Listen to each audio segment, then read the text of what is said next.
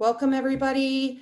We're just settling in right now, and we're going to go live on Facebook in a moment. So as we are gathering, please make yourselves comfortable for the next couple of hours because we have a really great webinar ahead of us. Thanks for joining us.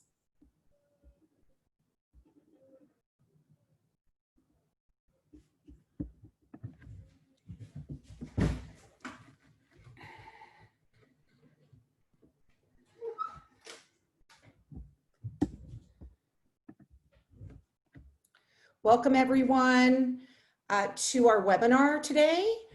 We're just getting started. We're now live on Facebook. So my name is Judy Mark. I am the president of Disability Voices United and a parent of a young man with autism. And so I want to welcome everyone to our 16th webinar that we have done about the coronavirus. We've been doing this since March 19th. We are an organization directed by and for people with disabilities and family members. And we want to welcome all of you. If you've never been part of our community before, we want to welcome you.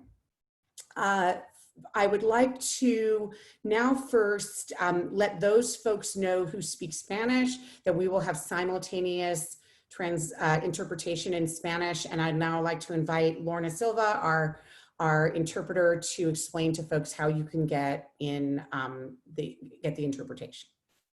Go ahead, Lorna. Para las personas que hablan español, para escucharla, pueden llamar al 551-241-6310. De nuevo, para interpretación simultánea al español, llamen al 551-241-6310. Gracias. Thank you. Thank you, Lorna. All that information is also in the chat. I also want to give you all the process by which we are going to be running this webinar today. First of all, this is a webinar, it's not a meeting. So those of you in the audience are going to be not going to be able to ask questions directly of our presenters, but you are going to be able to ask them through the Zoom process. So the first thing that I want to do is to show everybody how you're going to do that. So you have the chat feature, which is at the bottom of your screen. The chat is really more if you're having technological issues or questions. If you have questions that are maybe for my organization, for DVU, or if you would like to share things with others who are listening to this webinar. If you would like to ask a question that you want the presenters to respond to, you should do that through the Q&A. The reason we do that is because I'm able to track the Q&A and click off when we've answered a question. The chat goes very, very quickly. And so please put that in the Q&A, which you can find at the bottom, and I will make sure that your question gets asked to our presenters. The other thing that I wanted to let everybody know is that we have created a coronavirus resources website, which we are continually updating. All the videos of our last 15 webinars are on that website, as well as a lot more information. That website is in both English and in Spanish. And the links to that website, it's disabilityvoicesunited.org/CV for coronavirus. And you can also see that in the chat, but for those of you who are live on Facebook, you obviously cannot see that. So, so I do want to get started, and thanks to our incredible panel of individuals who are presenting today.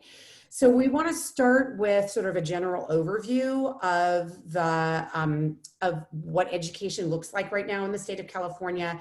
And we've invited Vivian Hahn, who is one of our board members at Disability Voices United and an attorney with a very extensive experience in special education, to sort of inform you all on what the governor and others are saying. So go ahead, Vivian. Thank you for joining us. Thank you so much, Judy. I will go ahead and share my screen. So thank you and welcome to everyone. So for those of you on this webinar who have children, when you heard that most schools in the state, and most likely your own children's school, would be doing distance learning again this fall, if you're like me, you probably had a mix of emotions, maybe a combination of relief mixed with some sadness and some intense disappointment, and then anxiety over how this will affect your family, and especially what this might mean for your child's education. Will it be more of what we just experienced in the spring, or will it be different now that schools have had more of a chance to plan and prepare?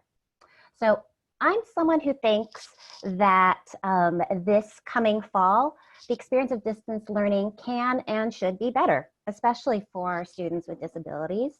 And fortunately, a number of our leaders in the state felt the same way. They saw that the bar needed to be higher this coming school year, to the point where they actually spelled out some of those expectations in new legislation that was passed over the summer. So to start out, we just wanted to give a brief overview of some of those new requirements so we all understand the framework that schools are operating now under. So schools have now finally been given some clear criteria from the governor that specify when a school can reopen for in-person instruction and when a school will have to close again due to outbreaks or other spikes in COVID-19 rates in the future. So in mid-July, Governor Newsom did issue an order, which a number of you may be familiar with now, saying that schools and counties on the state's COVID-19 watch list are not allowed to hold in-person classes until both their county has been off the list for 14 days and they've consulted with their local county Department of Health. This applies to all types of schools, district schools, charter schools, and private schools. So as a result, I have seen estimates that about 80% to 90% of all school-age children in the state of California are currently under this. Well, we're all under this order, but it means that 80 to 90% of all children in California will be starting in distance learning at the start of this school year. And at the bottom of the slide, which I will make available for DVU to post later on the website. Yes? You can just quick thing, did you want to share these slides with us or you just want to read them? Because we're not actually seeing the slides. Oh no, I'm sorry. I thought that I was sharing the slides. No, that's My apologies. I had clicked on the share slide. So just one moment. Is it not? Are you able to see my screen now? We are not. No? Oh, now we are. Yes. Okay, fantastic. My apologies. Okay, I am so sorry. There we go. So you can now see my slide. Sorry about that, everyone, but now you can see my slide. So you can see just a very short summary of Governor Newsom's order about school reopening.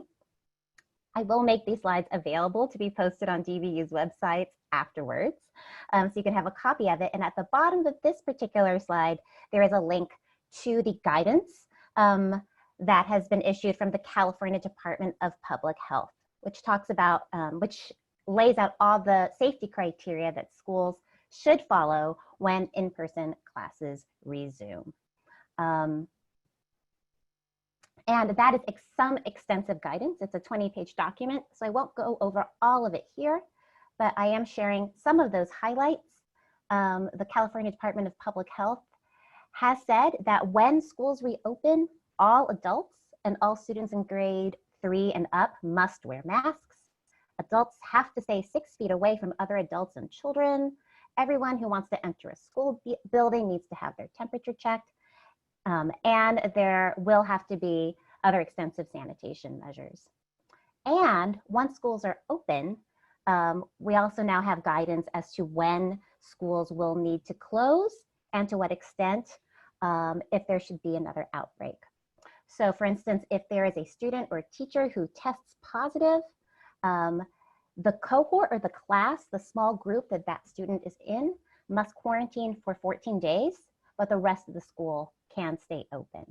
However, if the outbreak spreads or the incidence level increases. For example, if 5% of students and staff test positive in a 14-day period in a particular school, the entire school must close.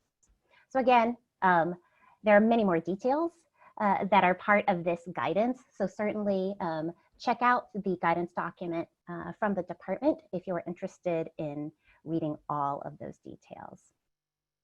But in the interest of time, what I wanted to get to were some of these new standards that the state has put forward with regard to distance learning.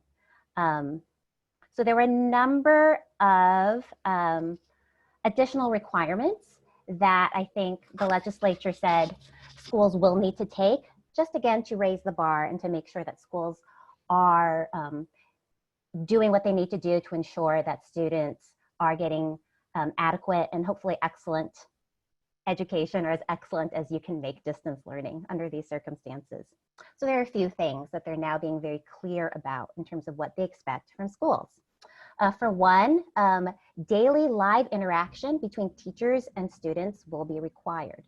Now that may take the form of a Zoom meeting or something similar, but it could also include something like a phone call, any interaction that takes place live between a teacher and a student.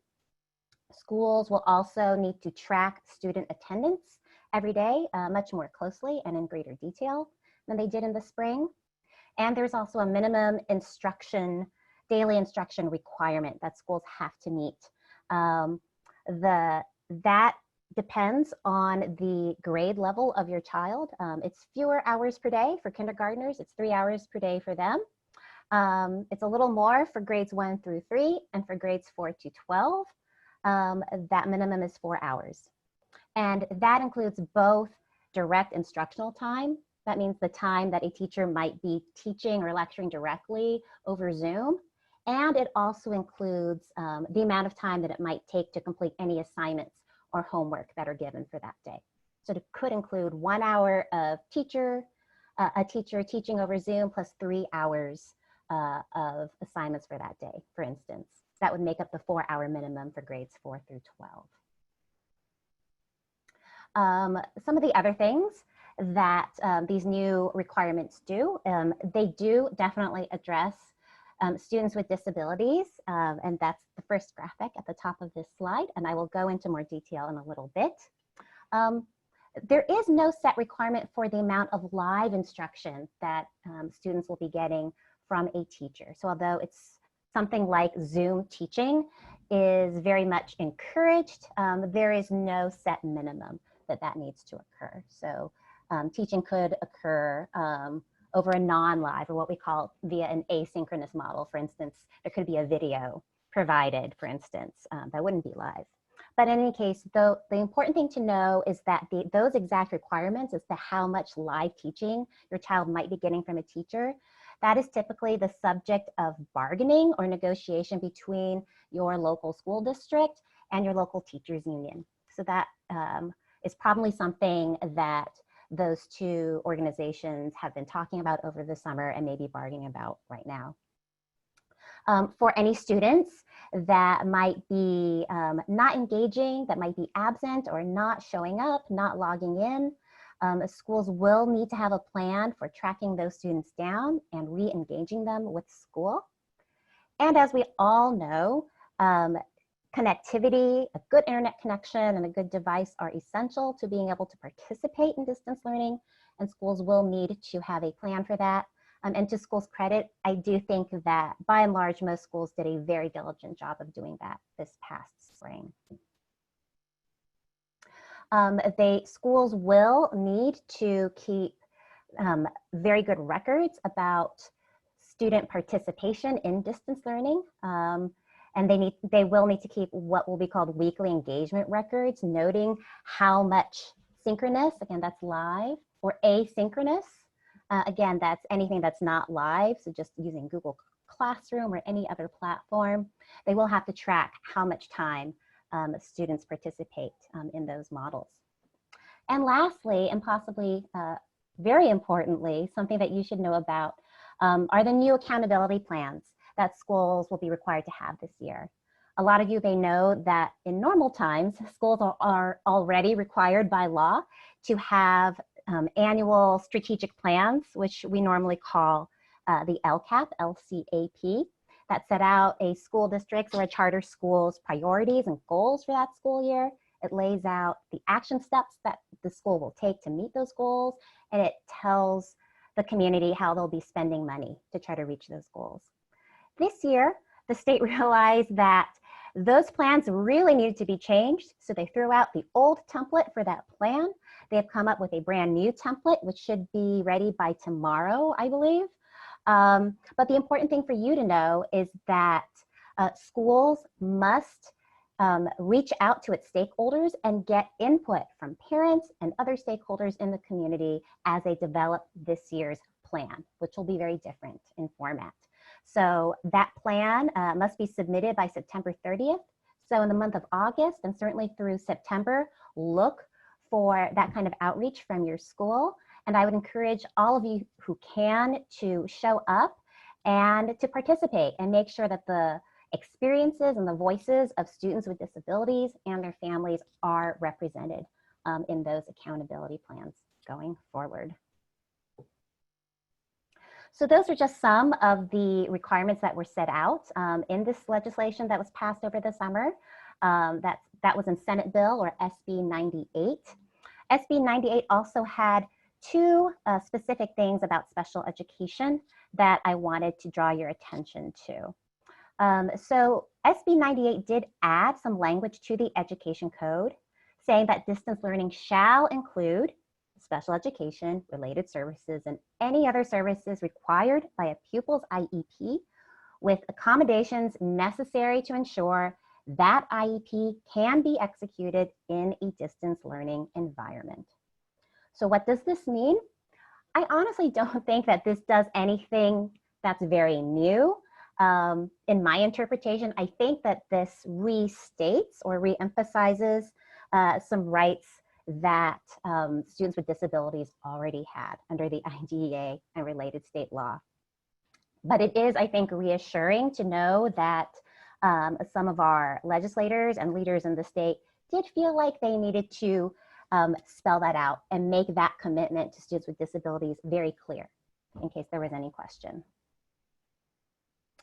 And the other language that they added that was specific to IEPs in SB 98 was this language in the education code, which now says that IEPs will have to describe the method in which the IEP will be implemented in situations that are emergency conditions, where either instructions or services or both won't be available or cannot be provided to the student at the school or in person for more than 10 school days. Now, I find this very interesting because we clearly are in that kind of situation right now. And the slide shows, lists the other emergency conditions that are included. Epidemic is certainly one of them, but that also includes fire, flood, impassable roads, earthquakes, or an imminent safety hazard as defined by local law enforcement, as well as a few other conditions. What this says to me is that at your next regularly scheduled IEP, your IEP team should be discussing adding some language or adding a section that talks about how this IEP should be implemented under an emergency condition, such as the current one that we're going through right now. And the other thing too is that there's a lot of other potential emergencies that are listed here. And I honestly don't know what that means. I don't know that you necessarily need to plan for every and any kind of emergency condition that could happen. If your IEP team wants to, you might want to think about wildfires and what that could mean, since that is the next disaster or potential disaster that is right around the bend. But definitely, I think the takeaway from this is that instead of completely revising your child's IEP to address the current situation and how that's changed things for your child and their program, you might want to hang on to that, to how it looked previously before the pandemic hit, and instead add a language or add a section that talks about some of the changes that you might be going through or that your child might be going through right now, with an eye towards how other potential future emergencies might be affecting the IEP in the future. And hopefully the CDE will give us some more guidance on what that might look like. And with that, that is just a very quick look at the structure that schools are operating under right now as we move forward. So back to you, Judy, and our other speakers. Thank you so much, Vivian. So I want to move on now to our to hearing on the ground what is actually happening based on what Vivian laid out is supposed to be happening, but is not necessarily happening. And so our first presenter is a parent. Kavita Sridhar is in the San Jose area and has a daughter, Pragnya, who is in special education, and she's been really fighting for her daughter's rights to an education. And so go ahead and take it away. And Kavita, Pragnya's uncle, Kishan, is going to be, presenting her slide. So thank you both, Kavita and Kishan. Thank you so much, Judy. And really, Vivian, I have a whole bunch of questions for you, but great presentation. Thank you so much for putting it together, DBU guys. I wanted to tell you that it's been a journey. It's still a journey. We're still fighting for a lot of our resources. One of the biggest thing is that my child is someone who is part of a community-based instruction classroom where they have more pervasive needs. We already have been battling the process of getting them a proper curriculum. But at the same time, what we had to initially, when COVID hit and shelter in place started, one of the biggest issues that we faced was there was no contingency plan for children who were in the CBI classroom. It was just, that's my daughter Pragnya, you see her on the screen, and that's actually on a computer when she was during one of our connection calls. So I'll tell you more about the connection calls later. The biggest issue that we faced was the encroachment of her comfort zone, which is home, having to learn from home. And also the fact that, you know, we had a lot of work that was not even given to us. We didn't have any, not even like class work that was given. For 6 weeks in the spring, we were completely without support, whether it's IEP supports or whether it's with regard to, you know, any kind of behavioral support or with regard to worksheets. There was no plan in place. That was the biggest issue, and that's where, you know, I had to attend every single meeting of the board. That they had a lot of emergency board meetings, and we had to reach out to district leadership in special education, and we were not getting a response. So we escalated it to the level of having to go to the school board, and that's where allies like Kishan came into place, where they, you know, when I couldn't be at a particular meeting, he was sitting in, and we had to show that there is a community of people who are rallying for students who have pervasive needs, because it was an unprecedented, that word, I'm sick of it. Everybody has been saying unprecedented situation, and nobody was prepared. So they relied a lot on us to be able to provide answers to the questions that we had. So a big challenge was that, having to get it to the attention of the school board to make sure that our kids don't fall through the cracks. The second thing was the lack of a structure and the trained support staff. You know, we saw huge behavioral escalations. We had issues with regard to how she would sit in a classroom. There's a reason why they have one-to-one aides in class when they're going through the education process. And the teachers were not completely equipped, because you really can't get onto IEP goals if it's a group lesson format. And she really was not, you know, it's like you have 25 children in one class, and it's a 20-minute classroom online instruction, and every child is talking at the same time. And, you know, it wasn't really going anywhere. So that was the biggest issue that we faced with regard to live instruction. And also the sensory needs. My daughter doesn't engage on a computer screen. There's something that bothers her. And we started having behavioral manifestations, a lot of self-injurious behavior, a lot of escape, a lot of aggression that started to come in because this is supposed to be home and I'm not going to sit here and I'm not going to do work. And you're forcing me to do something. I'm not familiar with the structure. So the lack of structure also in instruction was some of the challenges. And it's not just my daughter.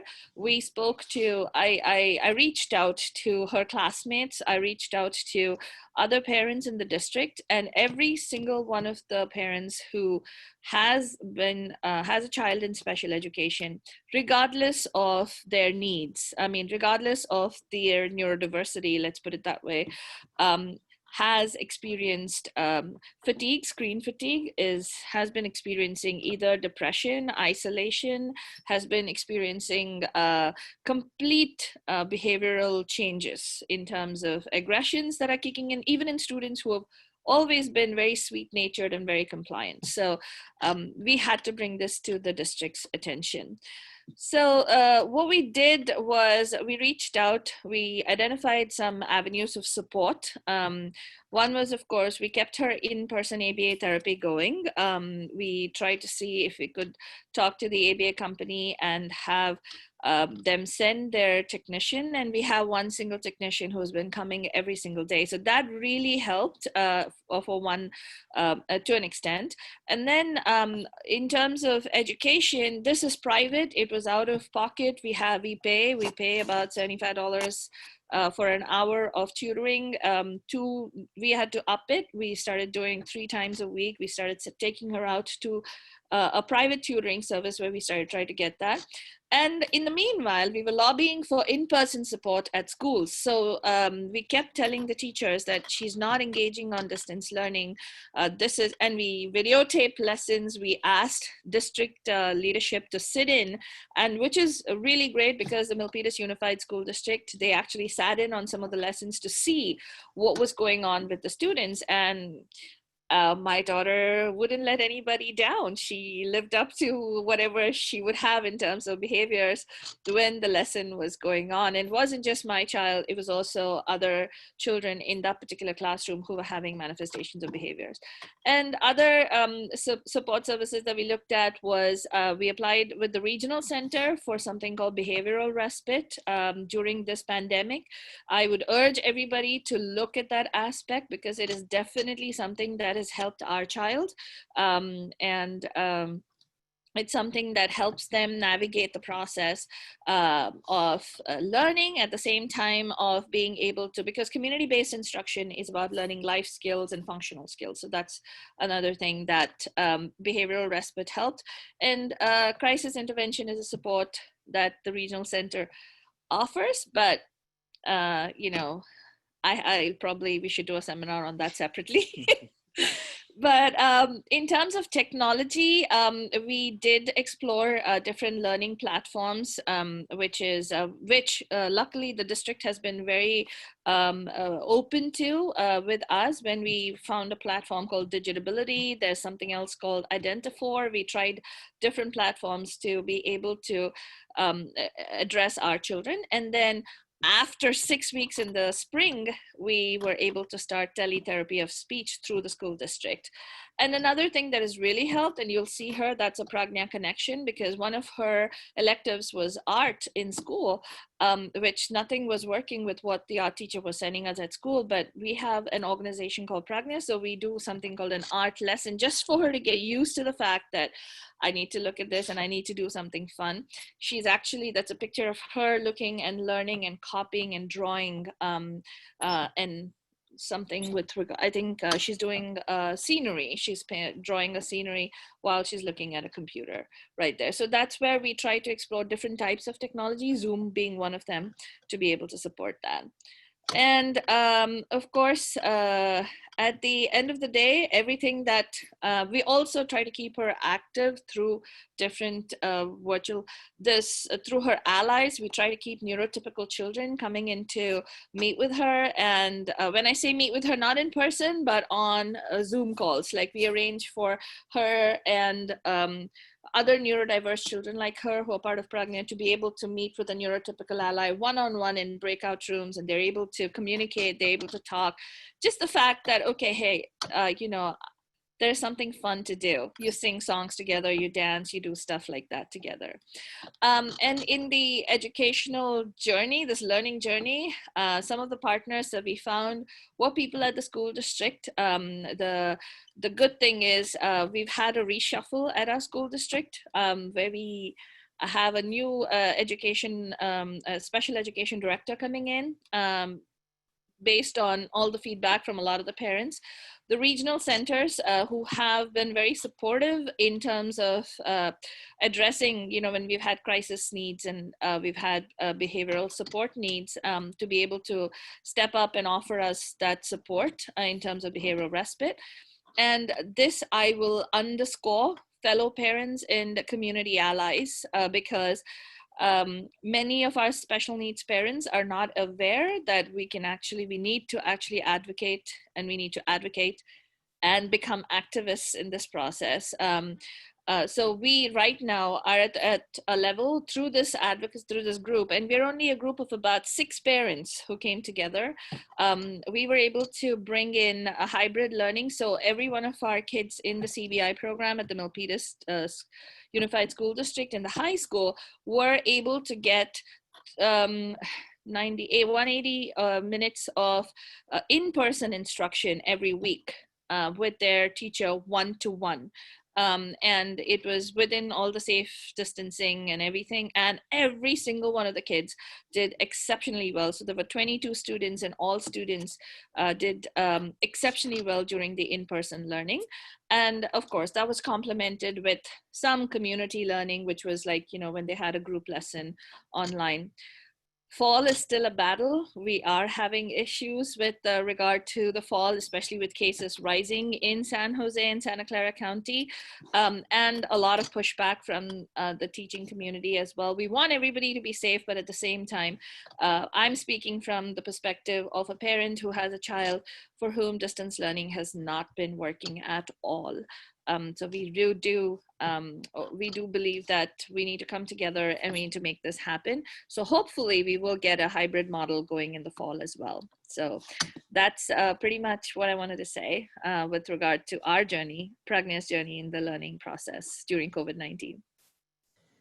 Thank you so much, Kavita. That was really, really helpful. And I think that there's a lot that people can take away from your advocacy and use for their own children. I really appreciate that. Our next presenter, I'm so excited that you could join us today, is Eric Zelaya. I practiced it and then I keep wanting to say Zayala instead of Zelaya. But Eric, thank you so much for joining us. Eric, you've had a personal experience with distance learning, which has been, I think, hard for you. And so I'd like to hear how it's been for you. Go ahead, Eric. Hello, everyone.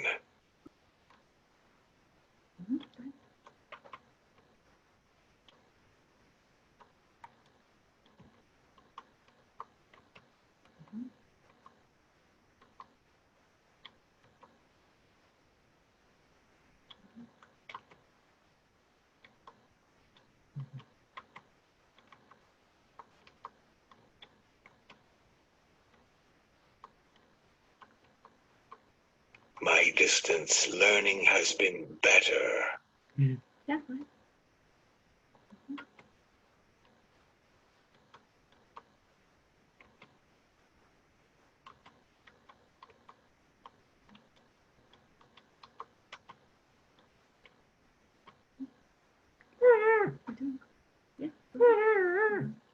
Well, do on the going. Water ball bingo.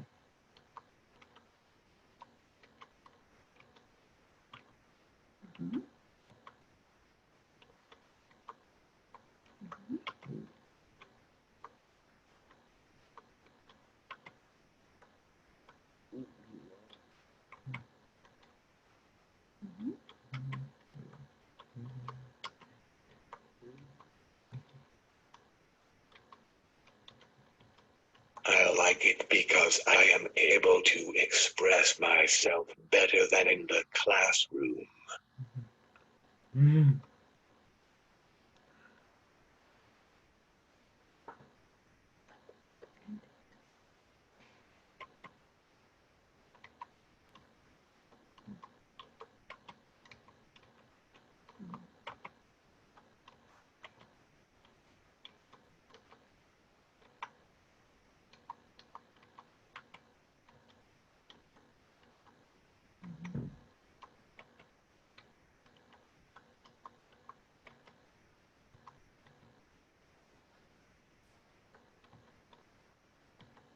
I would like to answer any other question.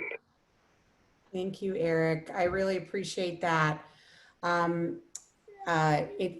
You are presenting something that I've heard from others, which is that for some students, this distance learning has actually had some positive things about it, because they're in a place where maybe people believe in them, and in the classrooms that they maybe been segregated in, that maybe the teacher didn't believe in them.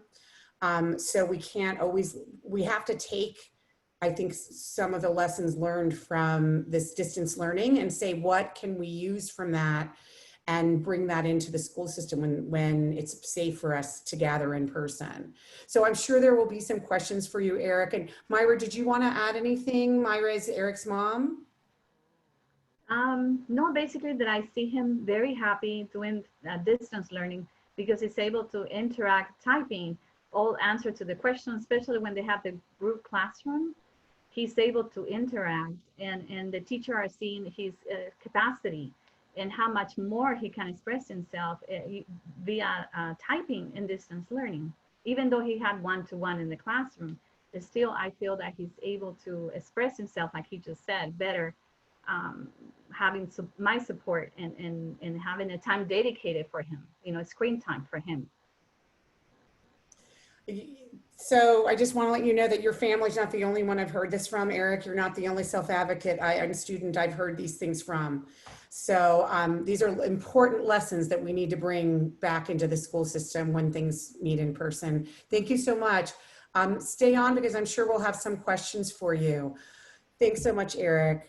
We're going to move on right now to another parent, Sherry Johnson, who is the mom of 17-year-old senior in high school almost senior in high school, in an LAUSD high school. And Sherry, everybody should know, is an essential worker. She's at her job right now and will not be able to stay on after her presentation today. So we really appreciate, Sherry, that you've joined us even for a few minutes out of your workday. So go ahead, Sherry. No problem. Hi, everyone. Can you hear me okay? Yes. Yes, okay. So Joseph's remote learning experience for our family has been a little difficult. He is actively participating, but there's not a lot going on during the instructional settings, unfortunately. We experience a whole lot of inconsistency with the teachers. I love my educators. I love my related services providers, but our experience was not all were very proficient in the technology itself, using Zoom and sharing your screen and things like that. So it also made our Joseph's experience a little tough. We also had a difficulty with, it wasn't a lot of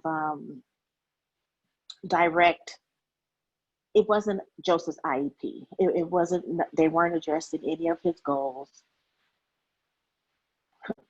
in his IEP.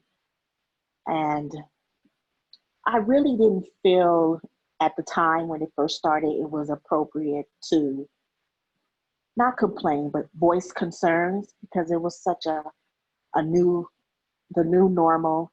Everyone was having a rough time with it. So I thought I would give it a couple of, maybe 2 to 3 weeks to get rolling, but nothing really ever changed. It never changed. There was too many kids in the classroom. Joseph also, like Pragnia's mom, Pragnia is on the community-based instruction, CBI. So you have kids that really have maybe significant needs, require a lot of body breaks, may have a lot of outbursts. So the district really need to think about having smaller classes if the Zoom continues. The classes need to be smaller. The ratio to teachers should not be 8 to 10 kids at a time. And on top of that, he's picking up a lot of old behaviors that we thought we had, kind of gotten rid of. So some regression, absolutely no new skills learned. So LAUSD definitely needs to rethink the online platform for remote learning. And Joseph, he's the kid that has access to internet technology, so accessing the program wasn't the problem. It was the efficiency. It was the layout of the school day.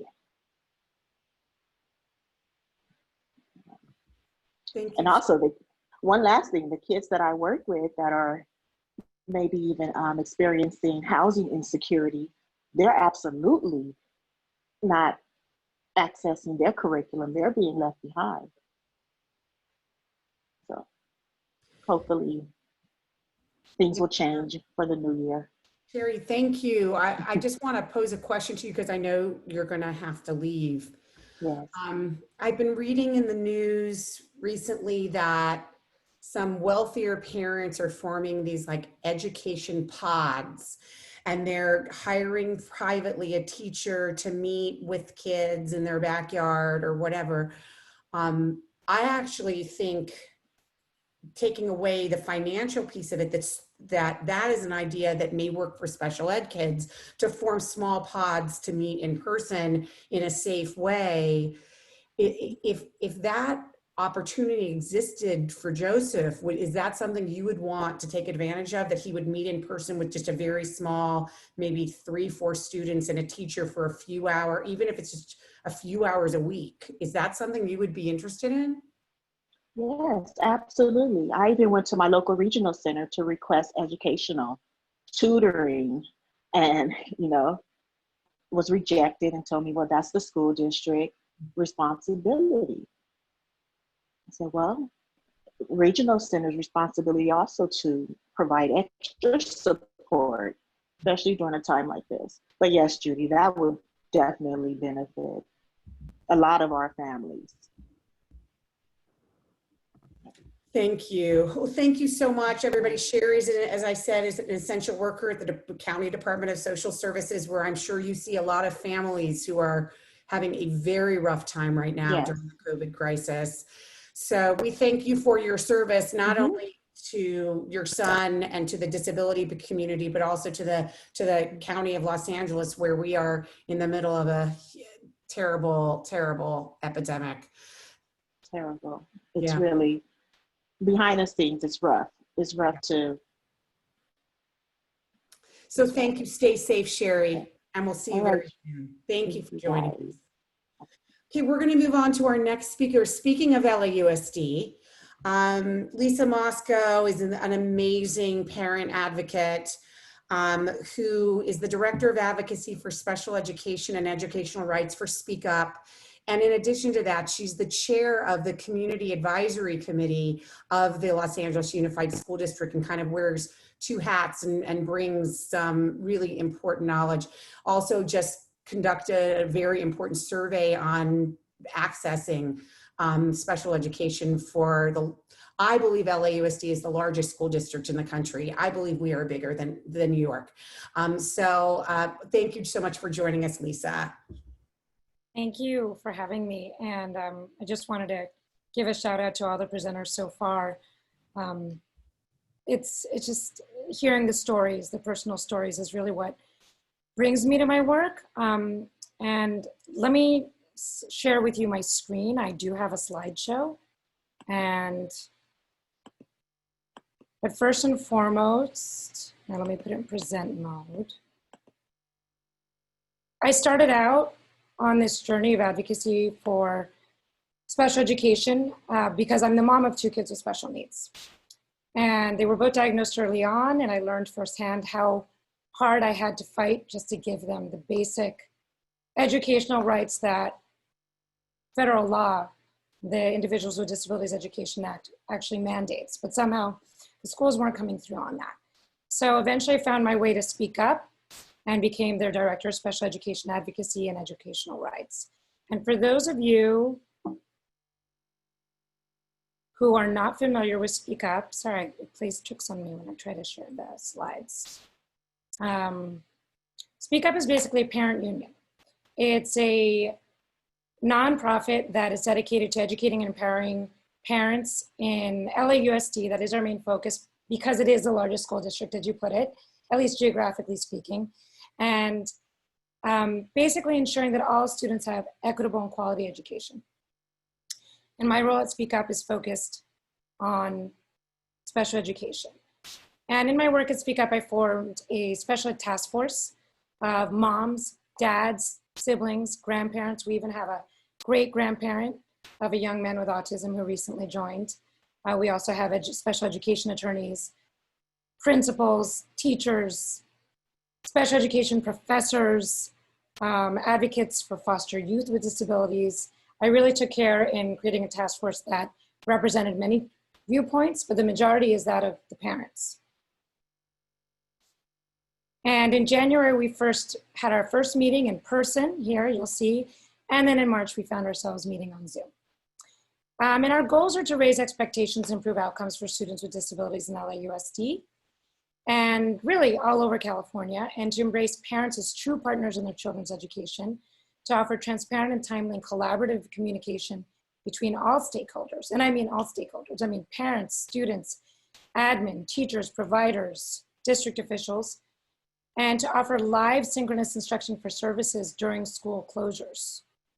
Speaking to Sherry's story, for example, or Kavita's story. And customized delivery of services for students according to their need if live synchronous instruction is not quite what works.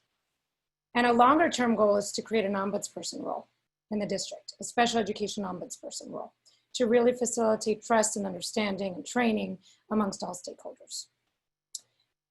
And after a few weeks of school closures, like Sherry said, I myself as a parent and many other people I knew, first few weeks were like, okay, let's let the district get its act together. This is unprecedented. This has been a big challenge. All of our heads are spinning. Okay, good. But then after weeks and even months were on, we saw that some schools were pulling it together and offering live synchronous instruction and reaching out directly to parents for services, and others weren't. And even within one caseload at a certain school, for example, I can cite one example where one kid got his speech services, but he didn't get counseling because the provider offered counseling was being told by her supervisors in the district, no, we can't do that. Whereas the speech therapist was getting the go ahead. So we created a survey asking parents of kids with disabilities, how are your services going? How, what's going on? And that was after urging the district to do that survey, and they hemmed and hawed, they didn't do it. So I said, okay, we're gonna do the survey.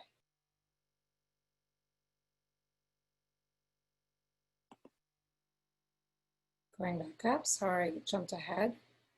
So basically what we found in the survey was that less than half of students with special needs, with IEPs, less than half of their parents indicated that they had received all of their services.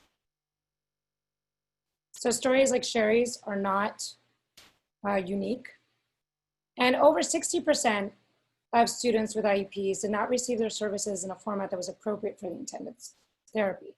For example, I have many parents, and one person even put in the chat a question about having received services via worksheets.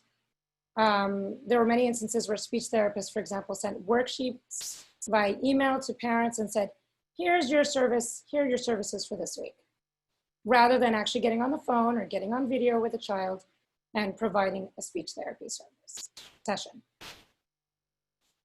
So based on our survey results, we set forth the following goals. LAUSD must guarantee that all school sites follow through with services for all students with disabilities with an emphasis on live synchronous instruction. And now the Division of Special Education must directly connect with and survey all parents of students with disabilities. Often, we're proposing quarterly in order to monitor appropriate delivery of services. We sent our special education report to all the LAUSD board members. We sent them to the Chief of Special Education Equity and Access, Mr. Anthony Aguilar, also to the Senior Director of Special Ed, Dr. Maribel Luna, and to the Chief of Instruction, Dr. Allison Towery, and Dr. Baca, the Chief of Schools. And we also pushed it out into the media. We got a piece on it. The Daily News, LA Daily News covered it. La Opinión covered it. They both interviewed parents. And most recently, today an article came out, I didn't even get into the slideshow in time, by the 74 million that cited our survey and interviewed one of our parents about the fact that her student hadn't received services. And we've also been having meetings with the Division of Special Education. So here, I didn't get a chance to do that everyone's smile shot. I kind of grabbed a shot on the fly because we were wrapping up and I realized I'd forgotten to ask. But here's Mr. Aguilar, here's Dr. Luna. Here we have Dr. Towery, who's in charge of instruction for the district. And we had a response from them during that meeting that did indicate to me that they are concerned. They said that it was non-negotiable for ESY to contain live synchronous instruction. So that, extended school year, summer classes did include live synchronous instruction. I have heard improvement from parents about this. And they urged us to have all parents call the special education hotline when encountering problems at their school site or local district. And here's the number if anyone's curious. I would, however, like to see them come out with a public statement saying, we hear you, we acknowledge there are major pain points, we acknowledge that the local districts, what the guidance we've set forth has not been fully implemented, and we are working on this. And I'm urging them to have this very transparent communication to all parents in the district and all stakeholders. We also know that one reason why they may not be as forthcoming as they would like to be is because they're waiting on the UTLA negotiations with the district. Right now we have a memorandum of understanding pending, basically a side letter to the UTLA contract, and they're negotiating to see, okay, are we going to have to give live synchronous instruction? I'm not sure if everyone at this webinar knows that providers, speech therapists, occupational therapists, counselors, they're all actually UTLA members. They're all under UTLA. So whatever happens with that MOU is going to impact what they're required to do. But we have to keep pushing with the negotiators and the UTLA members and the district members at the table and say, this MOU cannot trump federal law. It's clear that IDA was not waived and services must be delivered. I also just wanted to let everyone know, one slide back, about a program that Speak Up has. They launched it shortly after school closures. It's called iFamily. And under iFamily, there's the iTutor program, which provides free volunteer tutoring for students of all abilities. And for our students with disabilities, we've teamed up with UC Santa Barbara and Loyola Marymount. They have cohorts of master's program students who need to have actual instruction hours logged in with students in order to receive their certification. So this was a really great joint effort where those students, those master's students who are pursuing degrees in special education are actually via live synchronous instruction providing supplemental support to students with IEPs. They're not replacing, they're not pretending to be the speech therapist and not replacing those services, but they're offering additional enrichment hours every week. And it's been really wonderful. We've had about 20 students enroll in the program, and we are trying to find more providers or more volunteer tutors who have this special education background to step up because we definitely have a high demand of kids who really would benefit from this program. And we've had a 100% return rate. It started in the spring and into the summer months. Everyone signed up for more. And the parents have just been so thrilled because it really helped their kids, especially those kids who did not get that real live connection from their providers when schools closed. So that's a snapshot of everything I've been working on. If you have any questions, feel free to reach out to me in the chat. Here's my email address.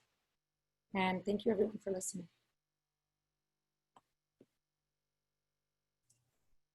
Thank you so much, Lisa. Yeah, your survey just lends data to all the stories that we're hearing. So thank you so much for presenting that. Our next presenter is Jillian King, the Senior Director in the Placer County Office of Education. Jill, thank you so much for joining us and really giving this kind of school district perspective, especially a school district that's being really forward thinking for special education students. Thank you. So I'm going to attempt to share my screen. So let me know if that worked. Am I good? We're good. Okay, great. Hi, everyone. I'm Jill, and yes, I am from the Placer County SELPA, which is up here just a little bit northeast of Sacramento. And more specifically, I'm with the Open Access Project. Myself and Anne, who's going to present shortly, who's here from Captain, are part of the California State System of Support.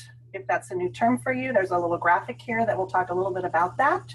And more specifically, we're two of 4 SELPA content lead agencies. All of the lead agencies identified have a mission to work as capacity builders, connectors, and facilitators to ensure that we're moving towards an integrated educational system in California that meets the needs of all learners, and for our 2 projects specifically for our students with disabilities. The purpose of the SELPA Content Lead projects is to work collaboratively within the system and with other SELPAs across California to build capacity across the state in some identified content areas of need. So for Placer County, this is access. Our project is focused on strategies to help eliminate barriers to learning. How do we remove those things that make it hard for our students to access quality curriculum and instruction, and to participate and actively engage with learning in more inclusive settings?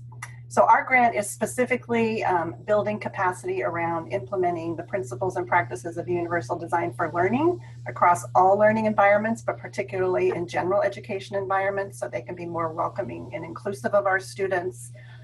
We also are working towards incorporating digital tools and assistive technology into the design of instruction and measurement of learning.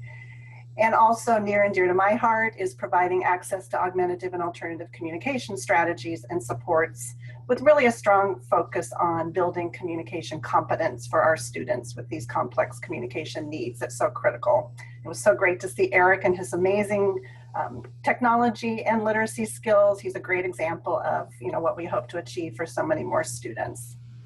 For Marin County, there's a focus on building capacity to support the implementation of evidence-based practices for autism to improve and maximize the academic, social, and vocational outcomes for students with autism and other developmental disabilities, and Anne will speak more to her project. So our efforts are focused on these 2 primary things. One is building a repository of information and resources on our website, and the address is there on the slide. Across those 3 content areas, we're in about our first 1.5 years of developing those resources, with many more being worked on to come out over the next 3.5 years. This is a resource designed to be open to all to explore and use, whether you're participating in one of our projects or not. In the spring, we added a more specific site, which is linked on our homepage, called Accessible Distance Learning.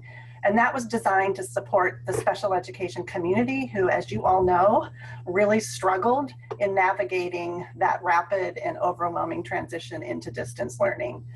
It really was a tumultuous period of time for a lot of our educators. I'm going to talk in a little more detail about some resources we've been working on updating for our programs that primarily serve students with more complex needs in just a minute. Our second area of focus is working to develop hubs of expertise across California, supporting the development of regional leads who can build capacity in implementing best practices in each of our 3 content areas. These are 2 to 3 year projects of training and coaching with our staff supporting the development of these leads or experts in these areas while they're building their skill to train and coach site-based implementers working directly with our students. So the link on that will take you to a map, and I'll just click it open really quickly, where our projects will be over California. We have selected all of our grantees that we'll be working with over the next couple of years to do those projects.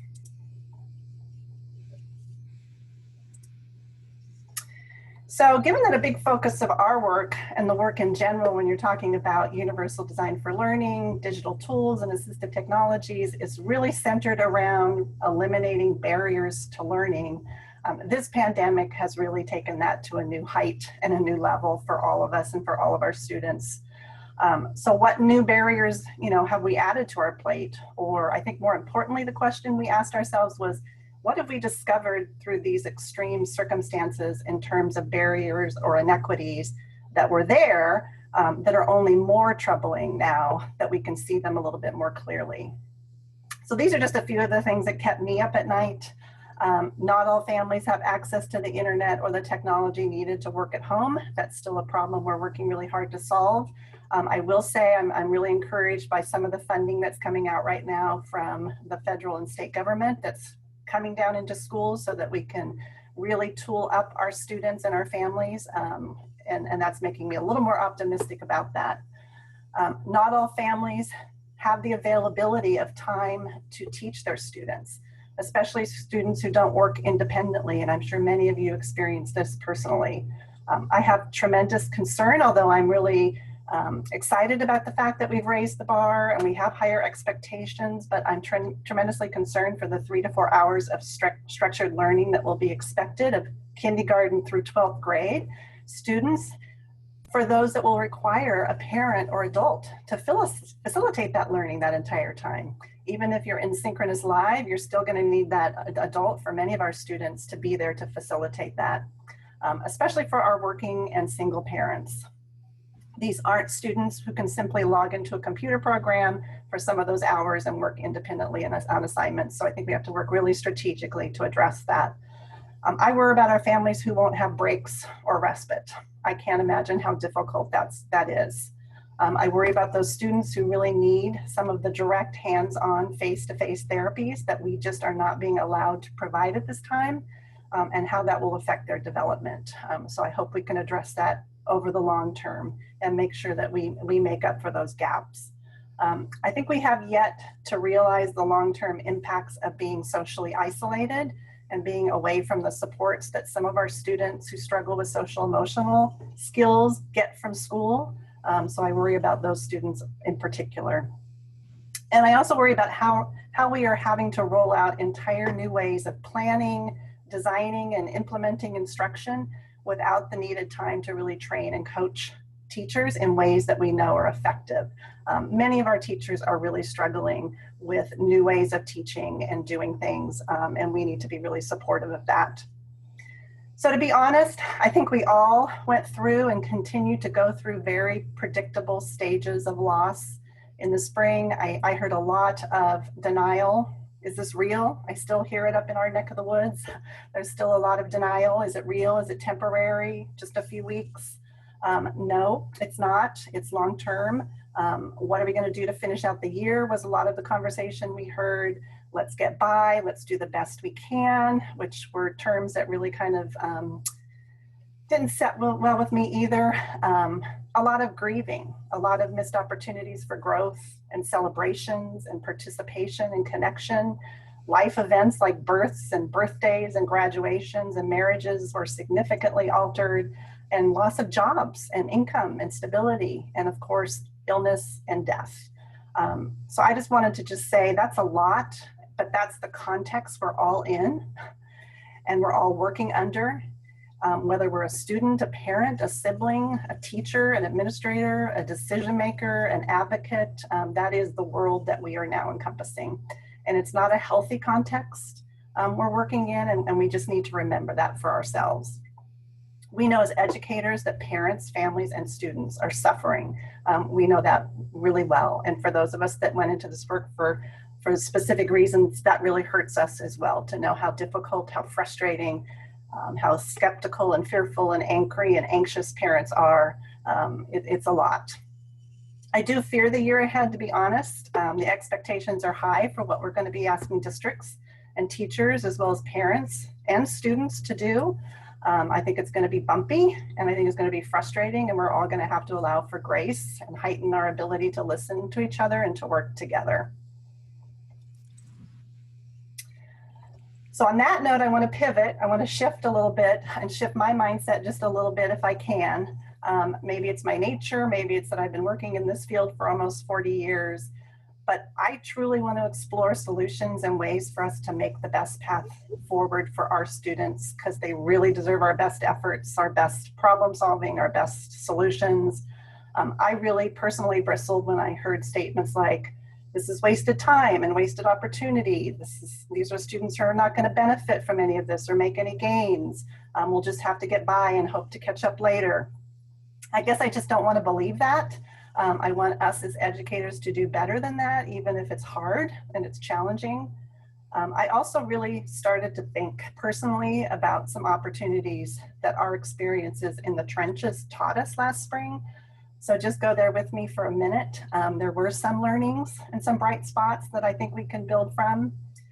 We've been really struggling, in particular for our programs in our region, with how to make improvements that support our more intense students and those programs that serve our more intense students. This has been a long range passion of mine, specifically our county and non-public school programs. Some of the things that we've really wanted to focus on and have been trying little bit by little bit to focus on are having these programs really focused in on high standards for teaching and learning, specifically applied to our students with their unique challenges. When I hear our general ed side of our county office with their heavy focus on frameworks for high quality teaching, they talk about things like establishing a clear purpose and focus for learning, high student engagement, robust curriculum and assessment for student learning, strong classroom environments and culture. But I think we struggle a little bit about what those things mean for our more specialized programs. Do we have those same high standards? Can we describe them and observe them in our programs?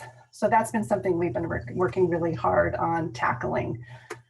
Another thing we wanted to focus on more purposely is to integrate our teams for these programs. I come from a background, I worked for 15 years at a non-public school called the Bridge School, where as a speech language pathologist, I was a co-teacher. I was in the classroom working within the curriculum, within the school day. I was not a pull-out person. We were working with students with complex communication needs, and we had our biggest impact by the fact that we integrated. We know that integrated teaming bound around a clear purpose and an understanding of what we all want to achieve collectively with integrated planning that's focused on the curricular areas that also embeds all our students' needs and priorities can yield amazing results for our students. But that's hard to achieve. Too often in these programs, we work in silos, we pull kids out for services, we lose consistency in strategies and supports and the ability to learn from each person's area of expertise. And we also really miss the mark when it comes to integrating families as valuable partners in this work so that they can carry that skill development across home and community environments. And that is so important and critical for our students. So we really kind of saw some of those gaps come to life when we were forced into this new learning at home world. Those really became much more evident. So we took this opportunity in the spring to really reflect and to intentionally plan. If we were going to be doing everything differently, then how could we embed some of those changes that we really had been hoping to make in this period of time? To some degree, we had more availability with our teachers for training and time for talking and working through integrating plans together. We knew that working in that integrated way would also be a benefit to our students and parents. We learned a lot from our parents early on that getting a barrage of activities from 4 or 5 or 6 different people was harder than getting more streamlined activities where people could integrate goals and focus areas together so that parents had fewer things to juggle. We've also had a tremendous opportunity to really spend more time consulting with and training, even virtually, with our parents while working alongside our students, specifically around those tools, those AAC tools, those assistive technology tools or strategies that we have access to and familiarity with at the school that are now in their hands. And our providers now really needed to really model and demonstrate and collaborate on how to use them and integrate them at home. And that was a win for all of us. We've had some tremendous success stories and skill development happen with some of our students because of that, which has really been a positive unintended consequence that we hope to build from. So I'm going to just take a minute or two to click open this document. When you're able to access the slideshow, if you click on this slide, it will open up. And after I finish, I'll go ahead and put a link in the chat so you can have it as well. But this is just our guide that we created for our teachers in our programs. So you know what's in here, what's available to think about, to look at as you move forward into planning with your students for this year and with your educational teams. These are all resources that are available to educators across the state. I'm happy at any time to share, to train, to virtually meet with people and talk about these if you have teams that you find that are interested. So I'm just going to click it open really quickly and just show you what's here. This document has a lot of live links in it. So for each step that we're scaffolding our teachers through, there are forms or templates that they can use that can all be downloaded and used and adjusted. There are also samples in here. So we're really focused and we're heavy in this space right now of getting set up. We have a new year, a new opportunity to learn from what went well last spring, what didn't go well, what we need to really improve, and how we're going to reach those new higher standards. So one of the things we're going to do in this setup period is really reevaluate our students' toolboxes, make sure they have the tools and especially the specialized and adapted tools that they need to be successful at home. There is a resource in here for helping to problem solve that if that's something that's not clear in an IEP or really clear because of the differences in the way learning is happening. Maybe more things are needed, maybe some things aren't needed.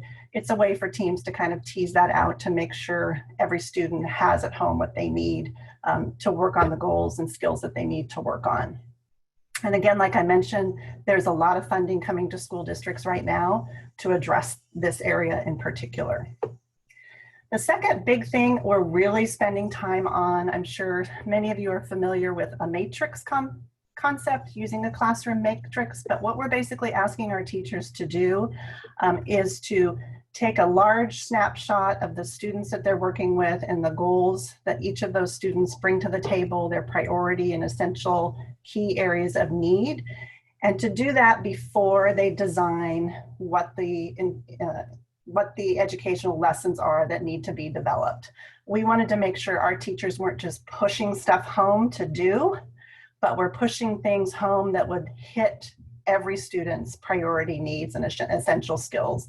This is a tough step to do. It takes a lot of time for our teachers to wrangle through it, but we just really think it's really important to make sure that they're designing an instructional program that first and foremost is going to make sure our students are still working on the skills that they critically need to be working on.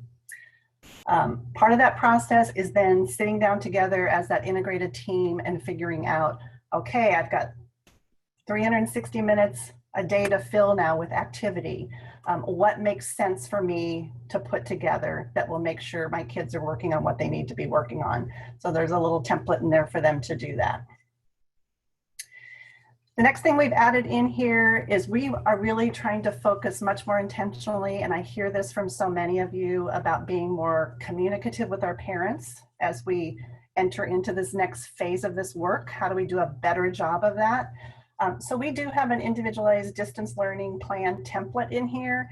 It will describe exactly some of the things that I think Vivian talked about at the beginning so that all parents know these are the new state requirements. We have to have daily live interaction. We have to have minimum instruction. We have to record engagement. It's our obligation to provide you with your connectivity and accommodations, and we have to be accountable. We want our parents to know the standards we're being held to so they can help us meet those standards.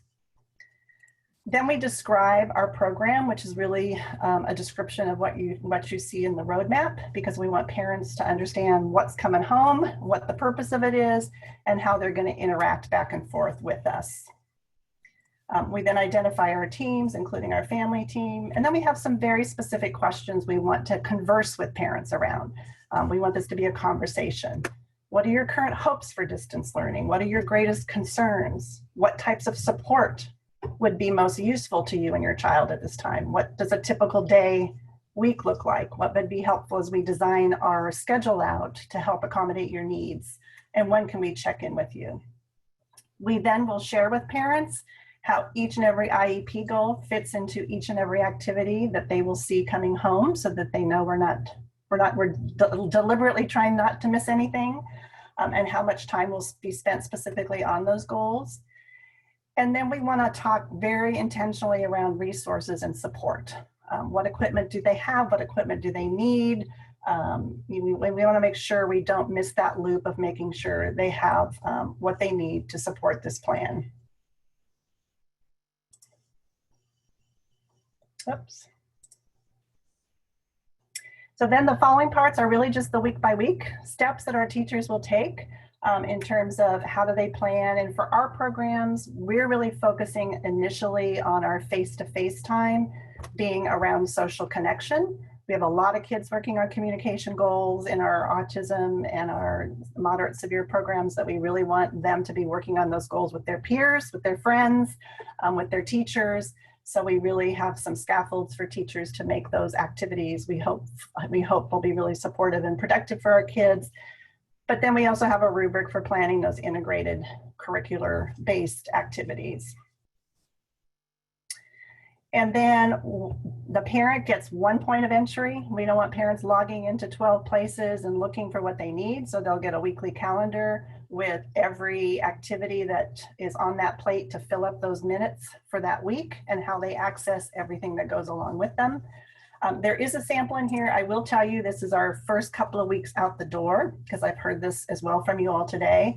These are things that are time specific, which are really our virtual live sessions with kids. We had a lot of parents struggle with that because, you know, they'd go about their day and it was time for a login for an activity and it wasn't a good time. You know, their kid wasn't ready to work at that point, or they got called away to do something work related. So we're really going to struggle with how we make that effective, where parents are available and we can really connect with them and their students. These integrated curriculum activities, right now, we're asking our teachers to do one of those virtual sessions a day. Our hope is that a lot more of these integrated curriculum related activities also become virtual. But we need to kind of scaffold our teachers into that so that maybe they start out in week 1, adding in art or adding in the bowling adapted PE activity, so that we slowly integrate more virtual activity into each of their plans as they go along.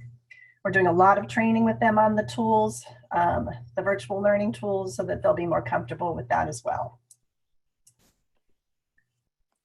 And then the last piece of that, or the second to last piece, is every parent also then gets a very specific individualized weekly plan. That calendar does not have individual specific information, but as you have all mentioned, a plan is a plan unless I know how to apply it to my student and what my student needs to be doing. So for each activity in that calendar, there's very specific directions on what we're looking for this specific student.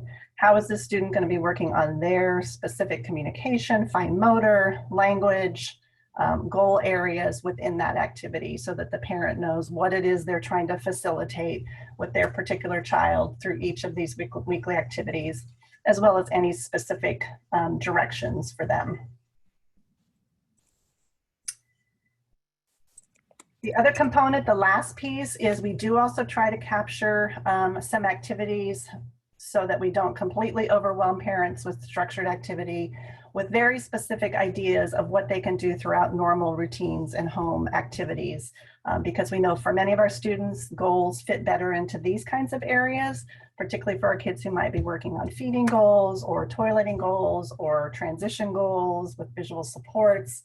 We kind of tried to build those into activities that would just be normally occurring that a parent doesn't have to take additional time away from, but they know very specifically how to work with their student around some of those really critical skills. And then we also have an accountability log in here. That's one of our new requirements with CDE, is to be really explicit with our accountability. So we will be checking in with our parents every week, seeing which activities they were able to do, which ones they weren't, what worked about the virtual versus the asynchronous. And if we find that we have students who are just not able to participate to that level we're being expected to do, then we're going to need to move into some problem solving and figuring out what additional supports and resources. Hopefully some of our help guidances will clear up so we can do more, we can start to build in some hybrid and bring some of these kids back in, which is our priority. These are our students that are our priority to bring into our programs first and foremost. And so that's what we'll be working towards. So that is what I had to share with you all today. Thank you so much for your time and for hanging in there. It's really different. I'm not going to use that word that we all hate to hear, but it's something that I think we'll all continue to work through together and hopefully get through. Thank you so much, Jill. That was really so many amazing ideas for families to think about. Really appreciate it. I'd now like to introduce our final speaker. Ann England is the co-coordinator of the California Autism Professional Training and Information Network, otherwise known as CAPTAIN, which she will explain to all of you. She's also the project coordinator of the Marin County SELPA content lead for the autism spectrum disorder. Thank you so much for joining us, Ann. Thank you. I am Ann England. I am also the co-coordinator of CAPTAIN, which is your statewide initiative on autism. It's the California Autism Professional Training and Information Network. We've been in existence since about 2012, but we just got funded this February in 2020 to be your SELPA content lead for evidence-based practices for autism, which Jill talked to you about, which is part of our statewide system of support. I am here talking to you about autism today because we know those numbers are on the increase. The current prevalence is 1 in 54, according to the CDC. And our latest numbers in our schools is that we now have 132,359 students with autism who are now on distance learning, and we're having their parents teach them at home. So that's a lot of students with autism, and we understand the challenges. The recommendations a long time ago was from the Legislative Blue Ribbon Commission, and I want to thank all of you because you were responsible for CAPTAIN being created. Way back in 2006, a group of parents actually went to Sacramento. They submitted information to their legislature and said, you're not doing enough for children and families with autism in the state of California. And Patty Shetter and I were nominated and appointed to that Blue Ribbon Commission, and we came up with a report and recommendations. And out of that, CAPTAIN actually was created because we needed to develop better interagency coordinated supports, more trainings in autism, to identify a set of evidence-based practices for autism, and to develop a clearinghouse, which has become your CAPTAIN website at www.captain.ca.gov, where everything I'm going to talk about today is located.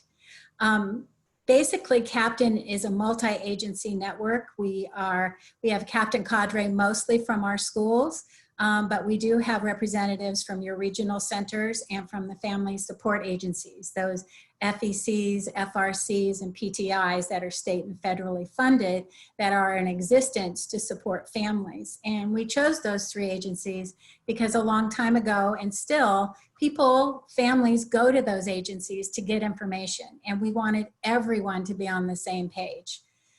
These are all of our captain partners across California. We have researchers at UC Davis at the Marin Institute and San Diego State University.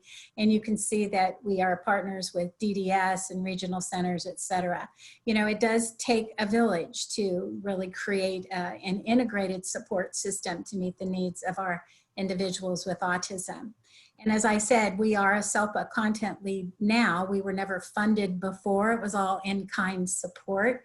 I was actually an assistant director at the Diagnostic Center, which is one of your state places. There's one in LA and Fresno and San Francisco, Fremont.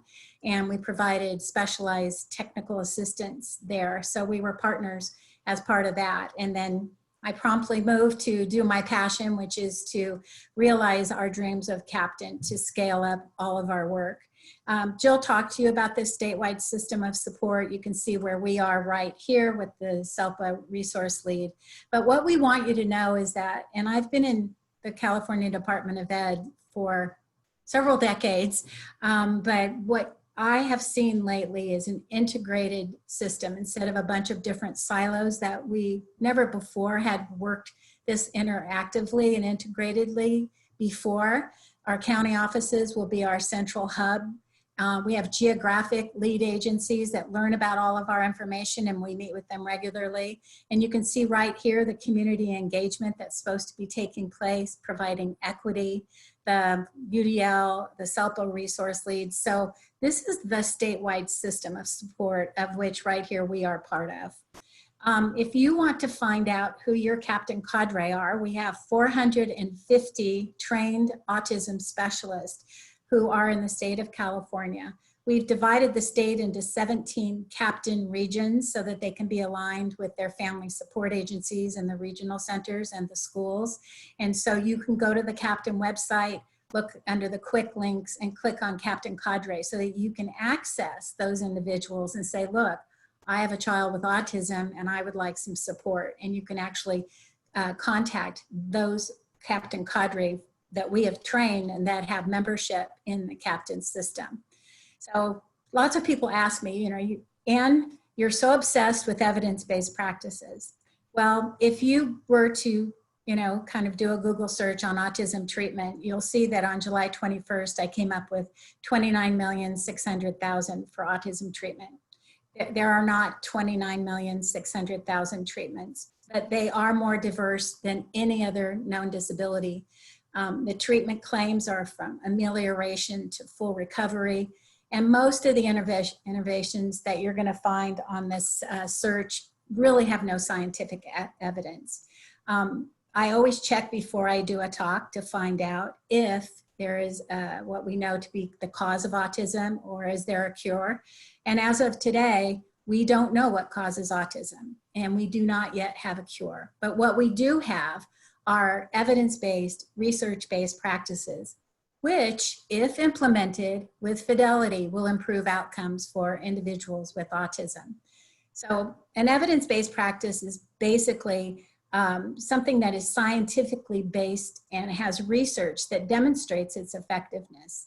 And these practices rely on rigorous, systematic evaluation.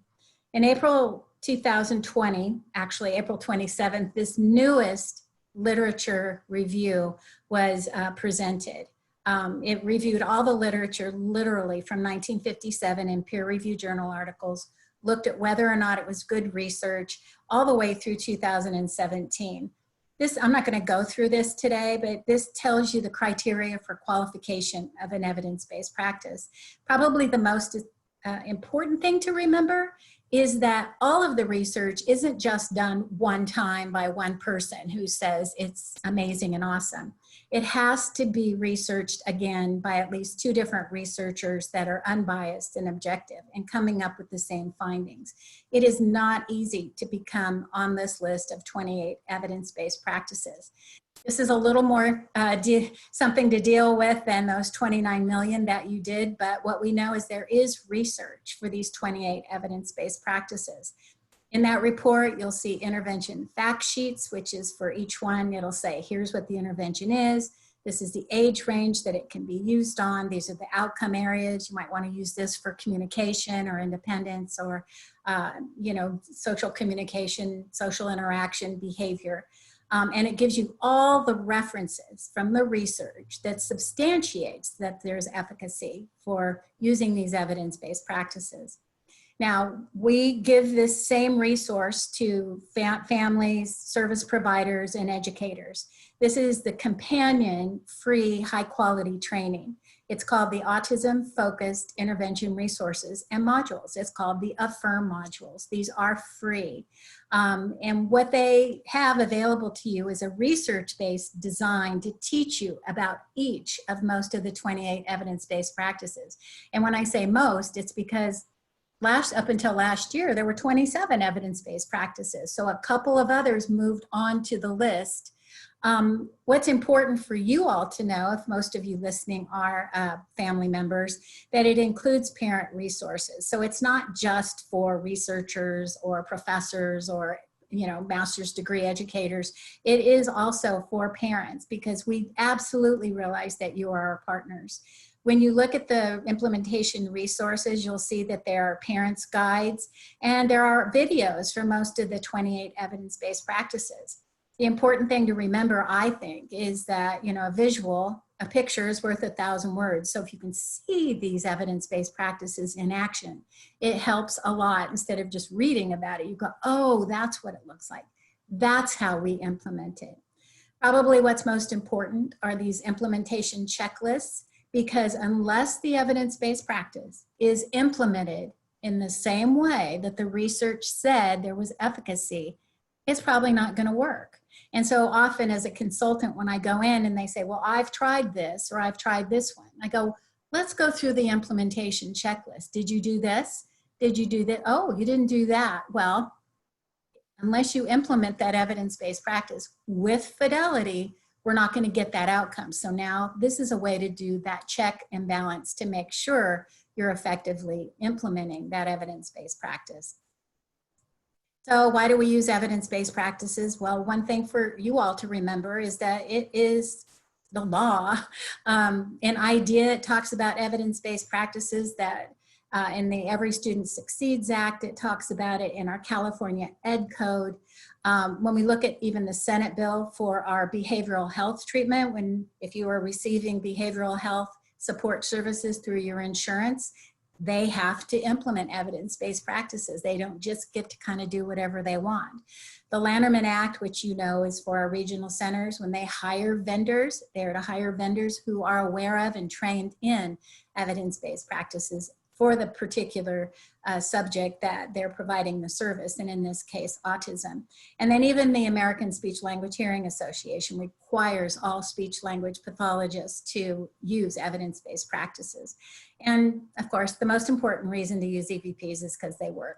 I want to quickly go over some of the family resources that are available to you. And again, they're all on the Captain website. The two things we developed at the height of this pandemic are Padlets, where we condensed everything. It was like, let's hurry up, because what I heard when I sat on family groups with getting feedback is parents were getting all kinds of information and it was too much. And so we said, we need to curate a resource so that you know where to start and what to do. So this is an example of a Padlet that we created for educators and families during school closure. And again, like I said, it's on the Captain website. You just click right there, or you can click right here when you get this PowerPoint. And what we've done, and I'm going to go over some of the things, is you just click on those and it will magically appear and give you the information that you want. But we have resources here to explain COVID-19 to students with autism. Those are those social stories that were developed actually by Carol Gray, the originator. Resources to help parents support your learning at home. Resources for educators. And we have really right here a guidance document, which we said what to do and where to start, because even our educators were going, oh my goodness, how do I do this? So we said, well, we'll tell you, here's where we would start.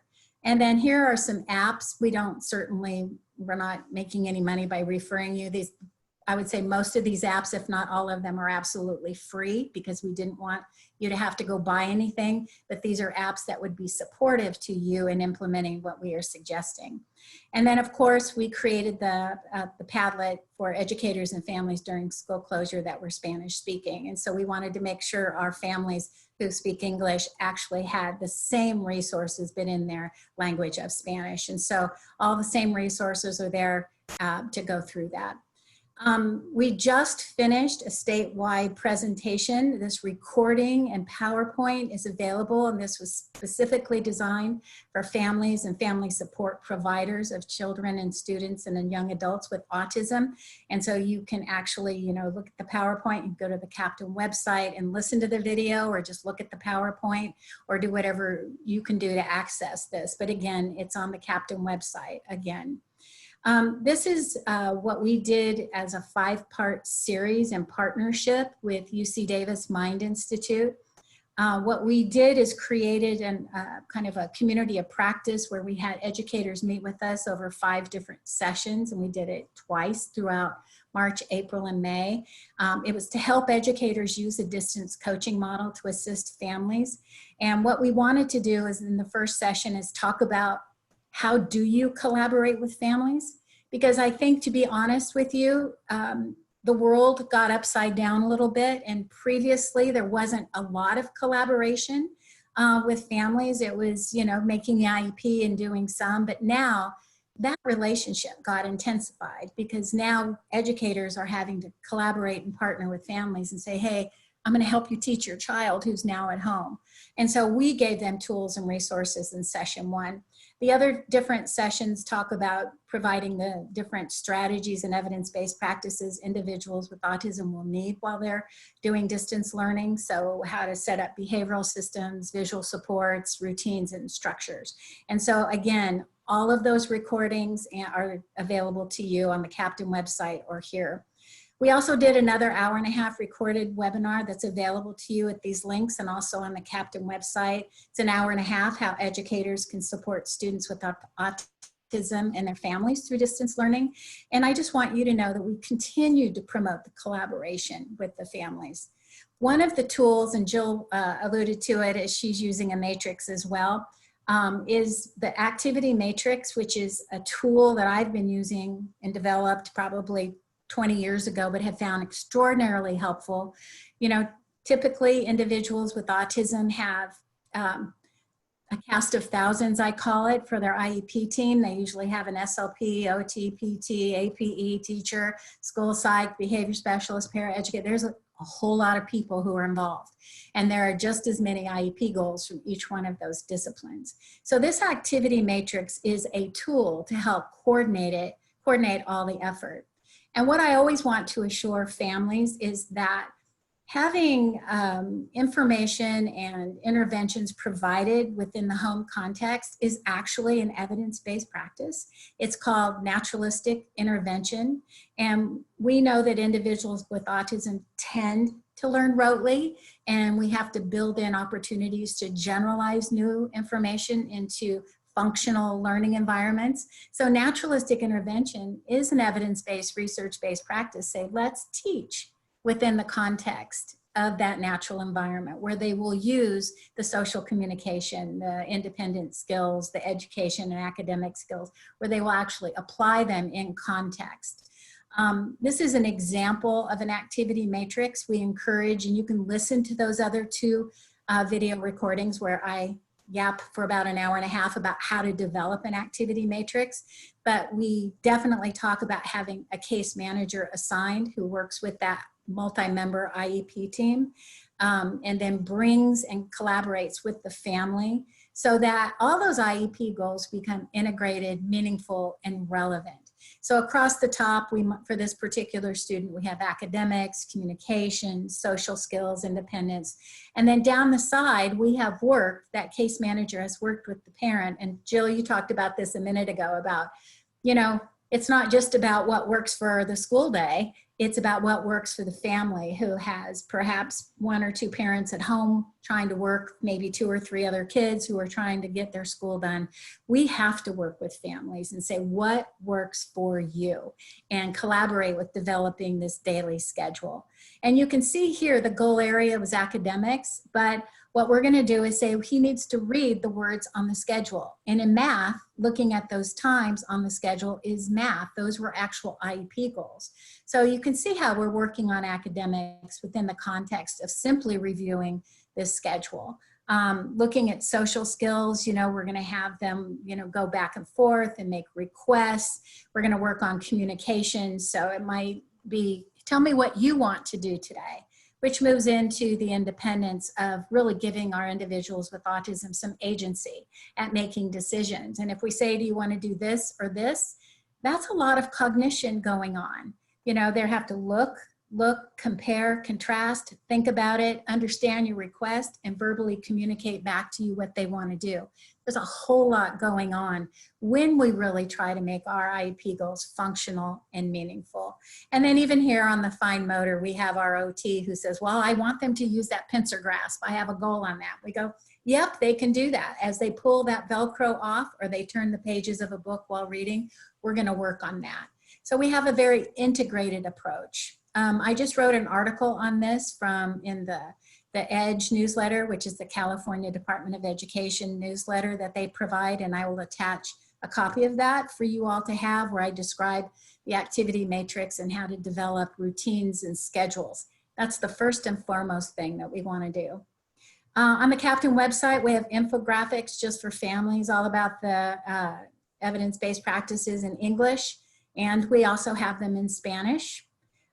We have autism facts about autism in many languages on the Captain website. You just click, and if you need to communicate or learn more about autism, you can find it in a native language. They have probably 25, ranging from Tagalog, Mandarin, Spanish, English, you name it, I've seen it on there. These ADEPT modules are free. They're on the Mind Institute website. There's a module, Strategies for Teaching Functional Skills to Your Individual with Autism, and Module 2, Positive Behavior Strategies for Your Child. So you can go in and go over those and learn some information, and those are also in English and Spanish. I'm sorry to interrupt, Anne, but I'm going to need you to wrap up only because we don't have a lot of time left and we've got to get to Q&A. Thank you so much. Okay. So I'm just going to give you these resources. Here's some more videos for families, some resources for older individuals with autism, especially if you want to support their success with relationships and depression and anxiety. We also have some other information here for behaviors as well. This is Autism Visual Supports. It's a video tour of a real house with someone explaining how to use visual supports in a real house, but it's a video showing you how to do that. We have a COVID toolkit for children and youth and adults with autism, so how to survive and cope with this pandemic that we're having. And then we have lots of social stories, which is an evidence-based practice about the pandemic and how to help our individuals with autism cope. These are some very quick video tips on how to use specific evidence-based practices. They're 5 minutes, more lectures on the topic, and know that everything is on the Captain website for you to have.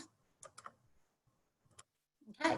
Thank you so much, Anne. And if it's okay, we would love to get these slides and we can put them up on our website so that people can see them, so that the really juicy parts that unfortunately you had to go through quickly, people will be able to have those resources. We so appreciate it. Wow, I didn't realize how all the resources that Captain had. That was really great. And people have been asking in the chat and in the questions, how do I get these slides? How do I get this information? We promise this within 24 hours will all be on our website. And we also send this stuff out through email. If you want to join our email list, you can go to, we'll put it in the chat, but you can go to tinyurl.com/join-dvu-mail. That's probably the easiest way to get it. So we have a million questions and I wanted to make sure that we had time to get to them. And we unfortunately lost Eric, one of our panelists, because he had to go on to another meeting, but we so appreciate him being here.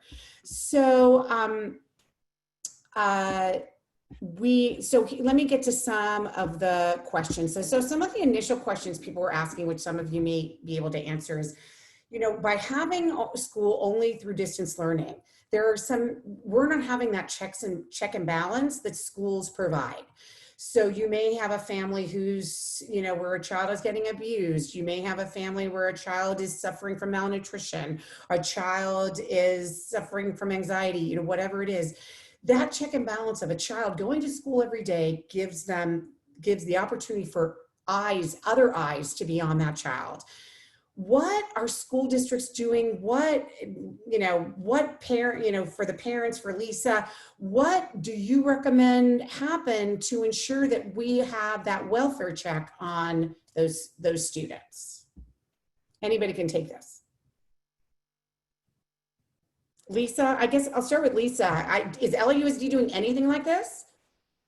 Well, I don't have the actual information in front of me, but I did see on the UTLA website an update saying that they're asking for, I think the term was emergency response or additional staffing, essentially, to follow up, to be able to do outreach to students. And then I was heartened to see that, because I can literally speak to my own story where I did enroll my daughter in summer school and nobody reached out to me to tell me that she'd gotten into a certain course. And the course, she was just marked absent until they dropped her, and nobody had reached out. And I have several parents who just never heard from their school providers.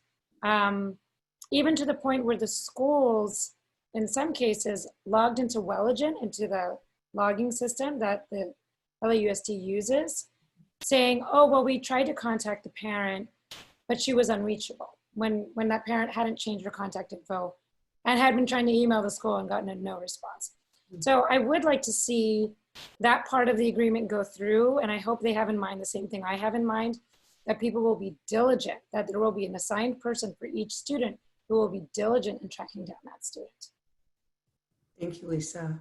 Anyone else want to comment on that? Jill? Sure. For our special ed programs and our county program, we are requiring our teachers to have a 30-minute connection with parents every week. That will be new for us, but we just felt like that was such a missing piece from the spring.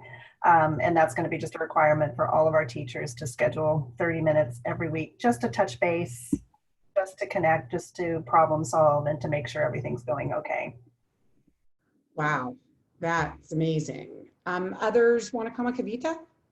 So what we do is we have the assistant superintendent of our district do a check-in call with the parents in our group who were advocating for the CBI families every week. So every Thursday we have a call where they find out how things are going and what are some updates from the district as much as possible. That's what we're trying to do.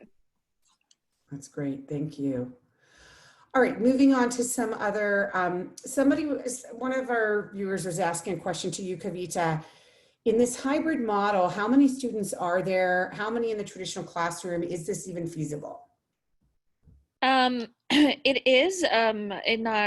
We piloted it during the extended school year. So the way the hybrid model started was with 90 minutes of 1 day, 60 minutes of 1 day a week instruction. And that only happened the first session with the one-on-one time with the teacher.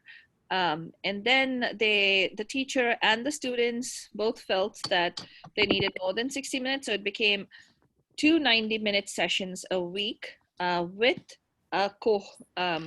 another colleague. So it basically would be child A, child B, their behavioral aides, and the teacher who would be in the classroom.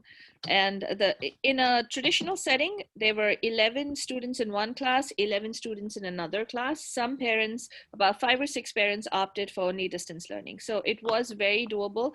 They split up the school day, and then the rest of the time, they gave us online small group instruction. So basically, they would get online, and then they would work, discuss the answers on their worksheets and things like that. So it did work really well. for my daughter, because she wasn't engaging in the online, they even offered her every day on the days that she was not able to go to a small group. She went in to meet her teacher one-on-one for her IEP goals for 60 minutes a day. So it did work. That's great. That's great. This is a question for Vivian. I don't even completely understand the question, so you should explain the question. How is the LCAP going to be different from what was submitted in June to the state? I have no idea what that means, so start by explaining what that question means. Yeah, absolutely. And I tried to address it over in the chat, but Right, very but briefly, so I'll explain more. Facebook can't see chat, so. Right. So what I think the question asker is referring to is the LCAP in normal times. So in pre-COVID days, schools were required to submit that strategic plan that I was talking about every year called the Local Control and Accountability Plan, and it's typically due on June 30th of every year.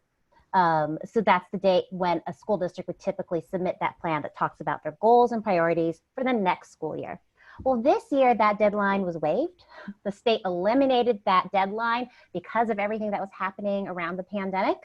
And they also eliminated the requirement to use the old LCAP template entirely.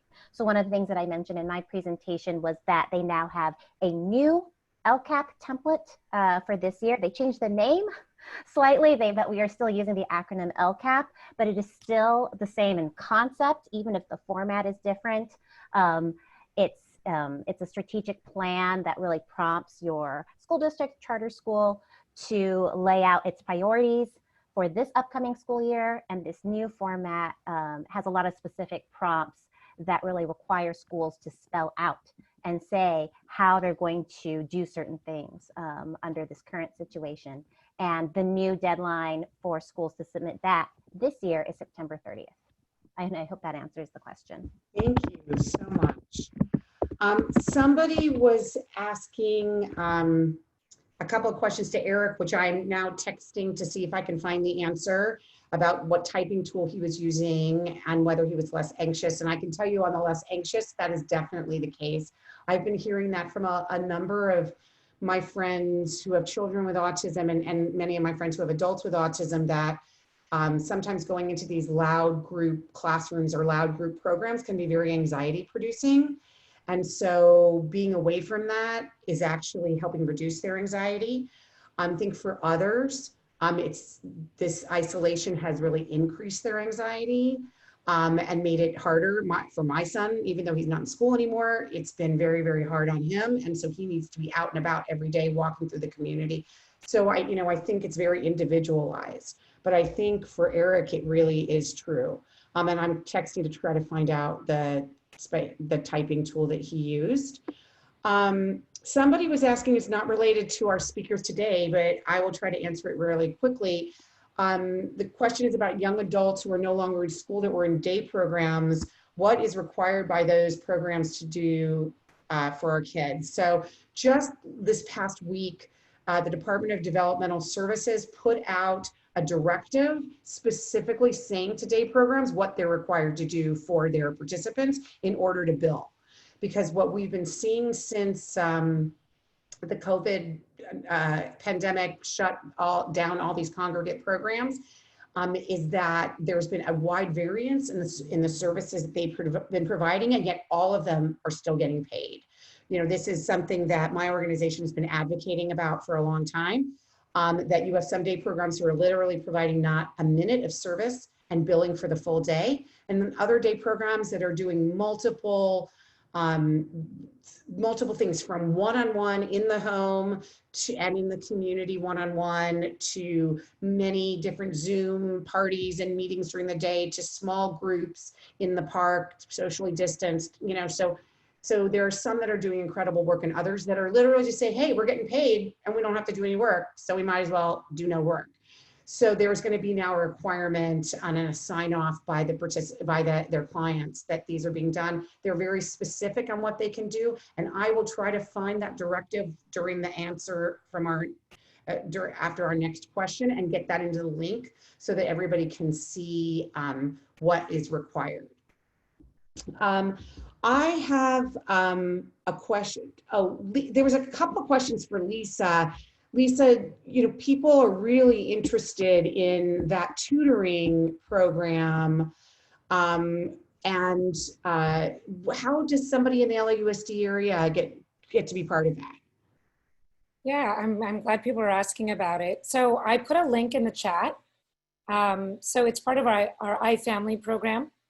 And iFamily program was really created with the underserved family in mind. There were so many families that just are suffering financial hardship. And then part of that program is the iTutor program.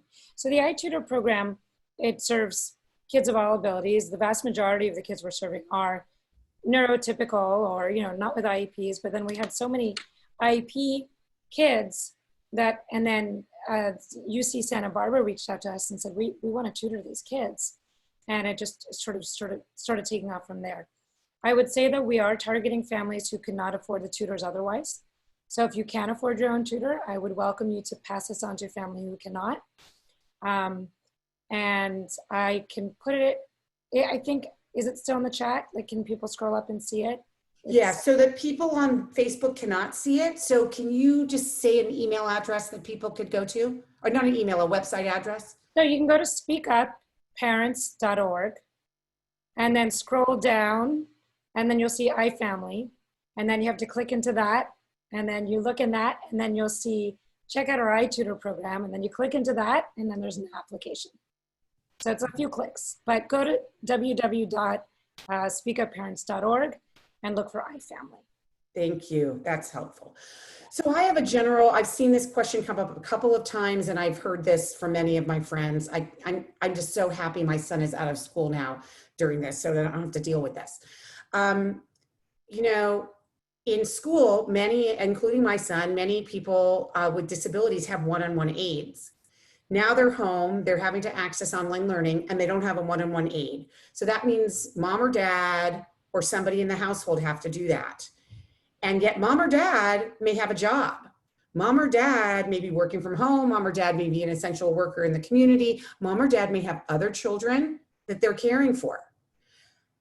How can we possibly expect, I mean, you know, so many of your suggestions and were great, you know, for parents, like talking as a parent, like that is just too much on us. That is exhausting for us. Like for me, I got to a point with my own son, I couldn't be anything but his mom. I couldn't be his teacher. I couldn't be his behavior therapist. I couldn't be his tutor. I could only be his mom or else I was going to fall apart. This is a lot on us. And so we cannot put this giant burden on parents.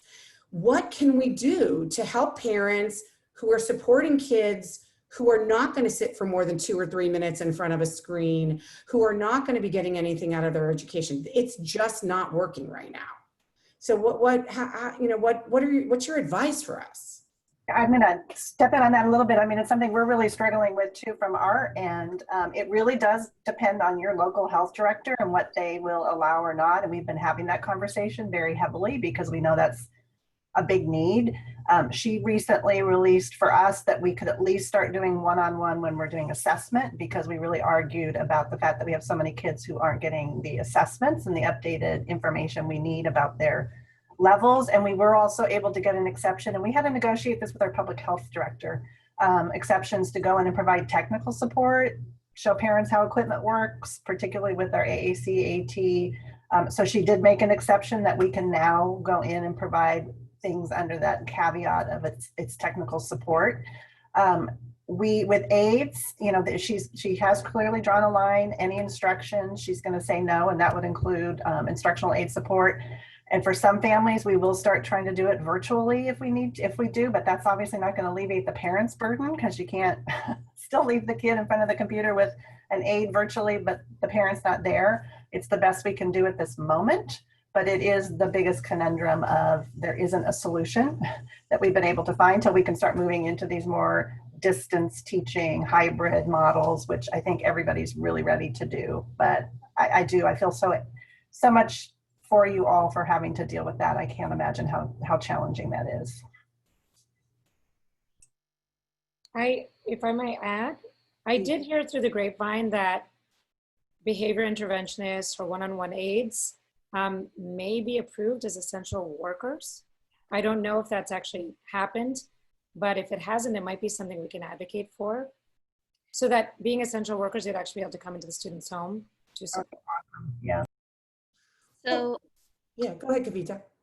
So a couple of different things. One, I I think Elisa, thank you for sharing that, because I did read about that as well on, I don't know how many of you are familiar with Marty Emoto. On his newsletter, there was a few weeks ago, there was in the governor's directive or guidance, it clearly mentions that if a LEA, that's a school district, requires to have behavioral one-on-one aids, if the school district deems it necessary, then they can be considered under special circumstances as essential workers to come into the home if they're specifically behavioral aids for the students. The way we kind of sort of have worked around the process is also that we reached out to the regional center, and we asked about providing behavioral respite. They do approve additional hours right now, and if you have specific behavioral challenges, they do provide behavioral respite workers. At least that's what we got at the San Andreas Regional Center, and that's kind of helped.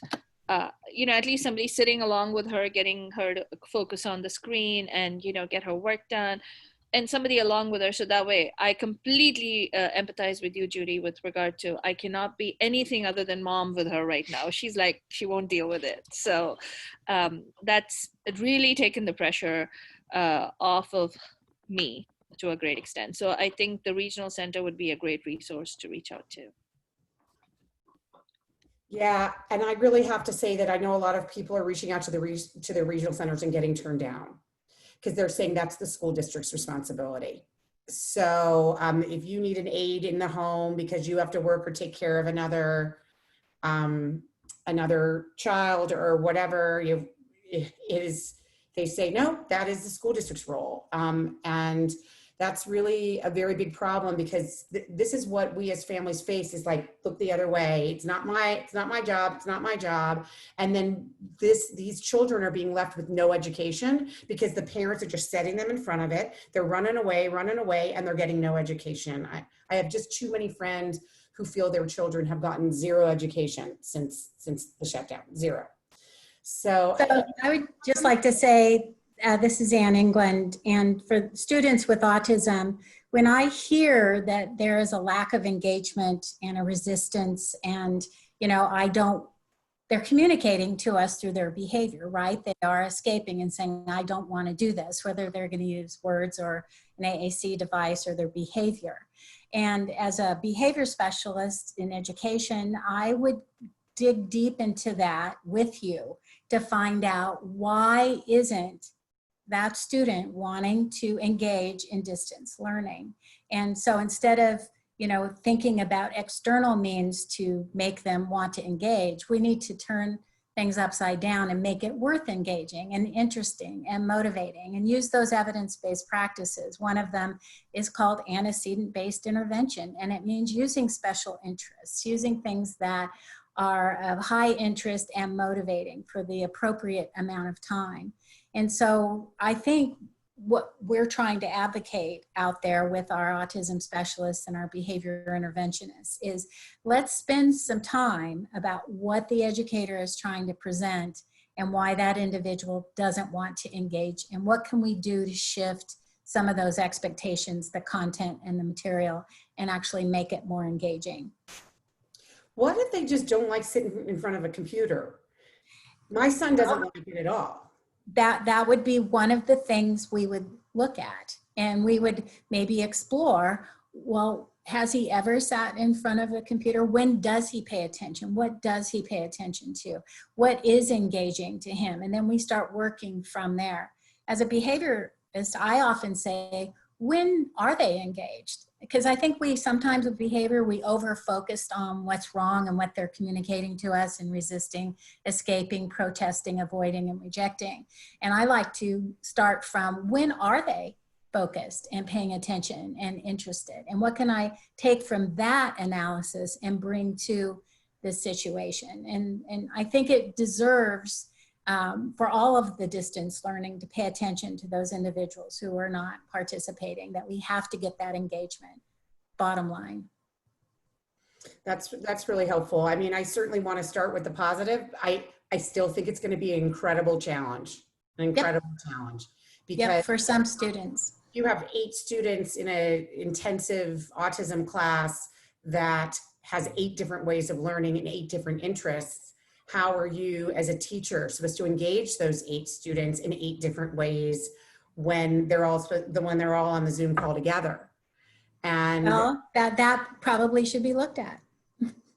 So you're saying more individualized one-on-one teaching by the teacher?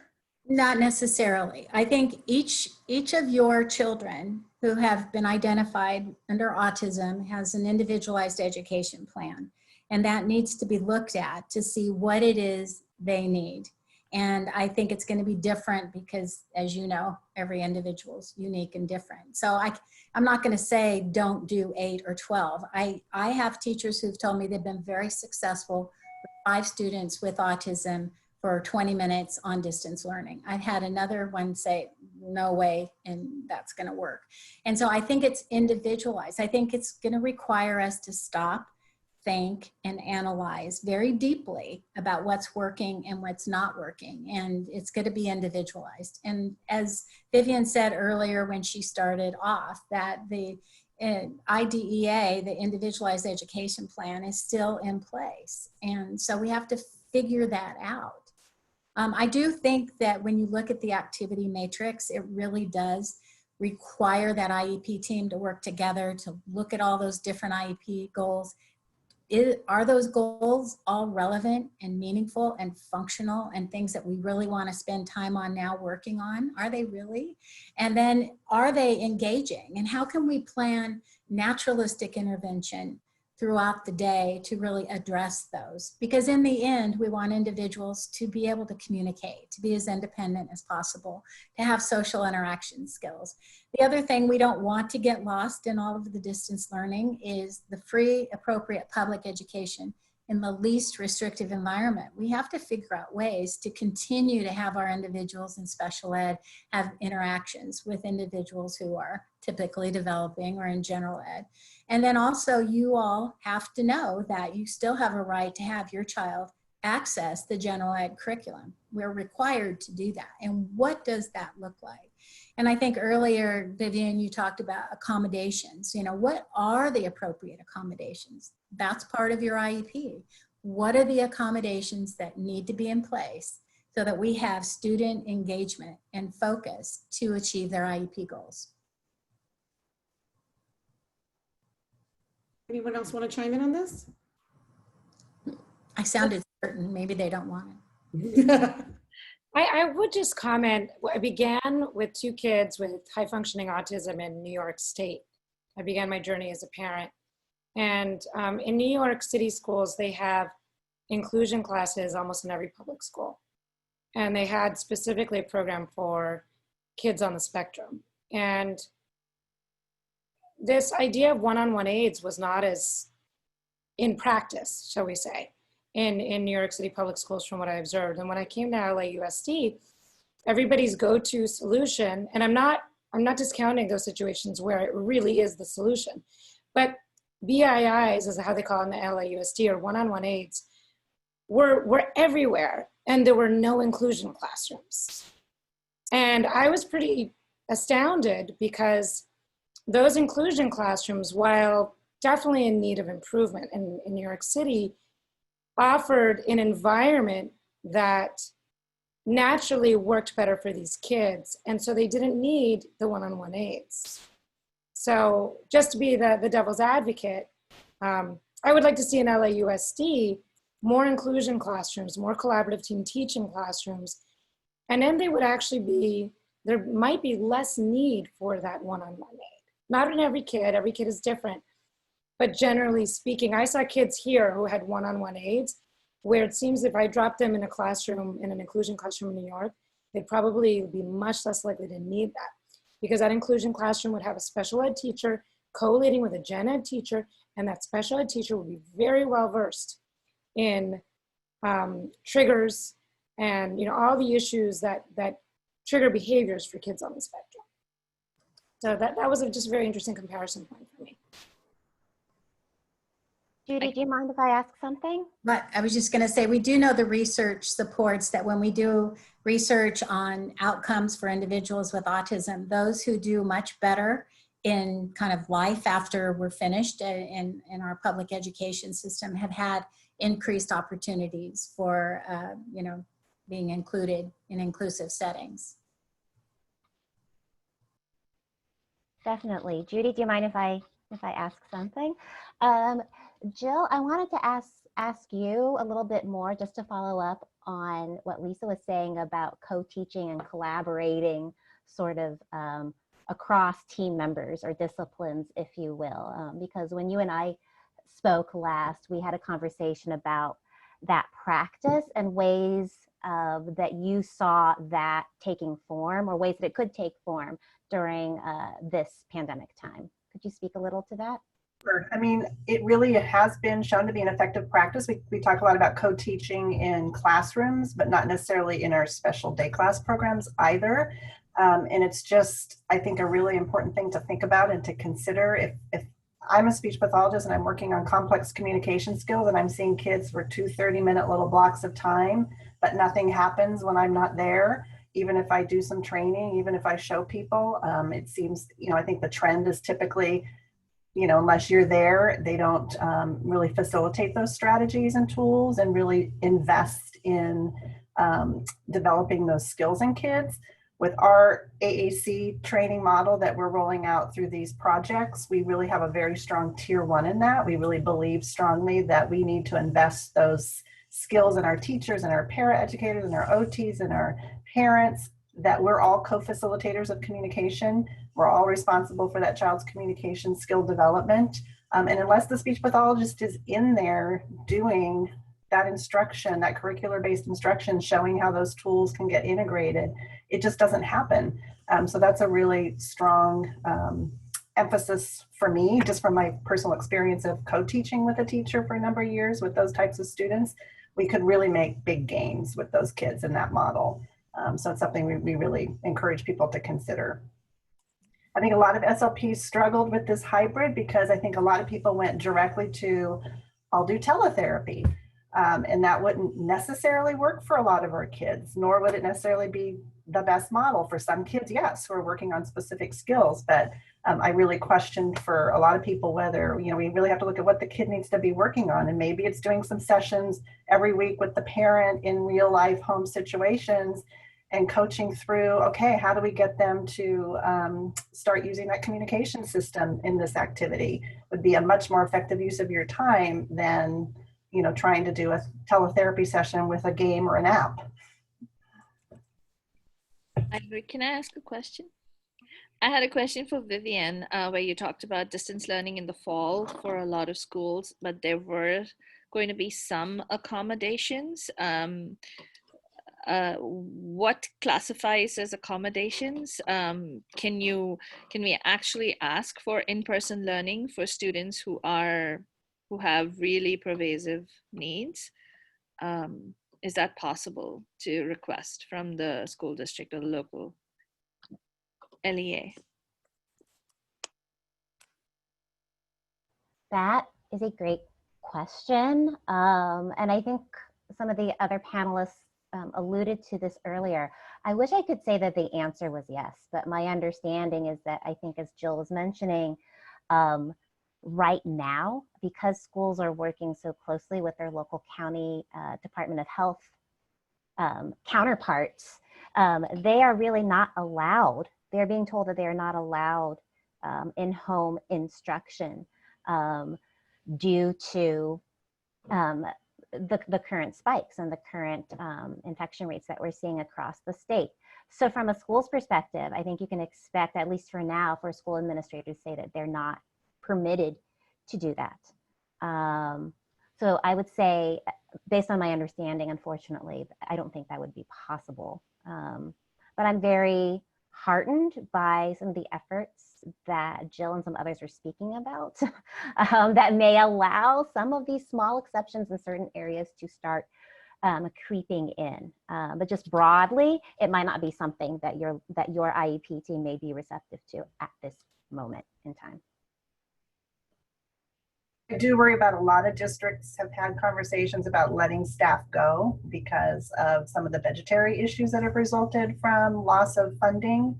And so one of the first cadres they look at are their instructional assistants who, because they don't have classrooms operating, we're trying really hard to keep ours and find meaningful work for them to do so that we don't lose them. And particularly those trained behavior aides and folks that you invested a lot of training in, to lose them would be, I think, tragic, especially when we know kids are going to come back. But I do know across the state there are conversations about some districts letting a lot of their IAs go in order to balance their budgets. This is possibly a question for Judy. Sorry, I just want to ask you, I know you're running short on time, but the governor actually announced $5.3 billion in additional funding to address the vulnerable students. Is that, I mean, you know, they shouldn't actually be dipping into the special education, you know, it shouldn't be affecting us. In fact, he did address it in every single one of his addresses. He says that they've allocated more money. So I don't know, how do we ensure that that's being used and that's being used to provide, or, you know, any kind of comp-ed services or any other private services that the school, we might have to get for our students if the school district won't be able to fulfill it. I'm going to give that to Vivian. Sure, I'm happy to try to help. You're right in that the governor has repeatedly in many of his addresses pointed out how important special education is to him personally. And he has done, I think, a good job of protecting special education funding in particular from a lot of the proposed cuts that have been talked about earlier this year when the pandemic first hit. Since that time, a lot of the most drastic cuts in education overall that had been proposed have been put off. I think politically, there's been a lot of talk of, hooray, we saved education funding, which is technically true for this year. But to be very honest, I think the state has just kicked the can down the road. So in year 2, year 3 after the pandemic, there's sort of a lot of, I think, concern that even if schools don't feel the pain acutely this year, there's probably no real way to avoid that pain in subsequent years, because we're borrowing and we're pushing a lot of those obligations out. So that's just education funding in general. With regard to special education funding, what the governor did do was ensure that previous increases to the special education funding formula changes that made special education funding more consistent and across the state. Because there were some areas of the state where the special education funding rate per student was lower than in other areas. So that gap has closed. So some of those areas that were lower have been brought up closer. So there's more consistency. That's good because it means that students in those regions overall are getting more funding. And that has been preserved. Is there a ton more special education funding in the pot? I really wish that the answer were yes. I think that, though, to answer your question about how can we ensure that the funding is going where it needs to be, there are 2 things that you can do. One is, you know, really showing up and having your voice heard in the new current year LCAP process that we were talking about earlier.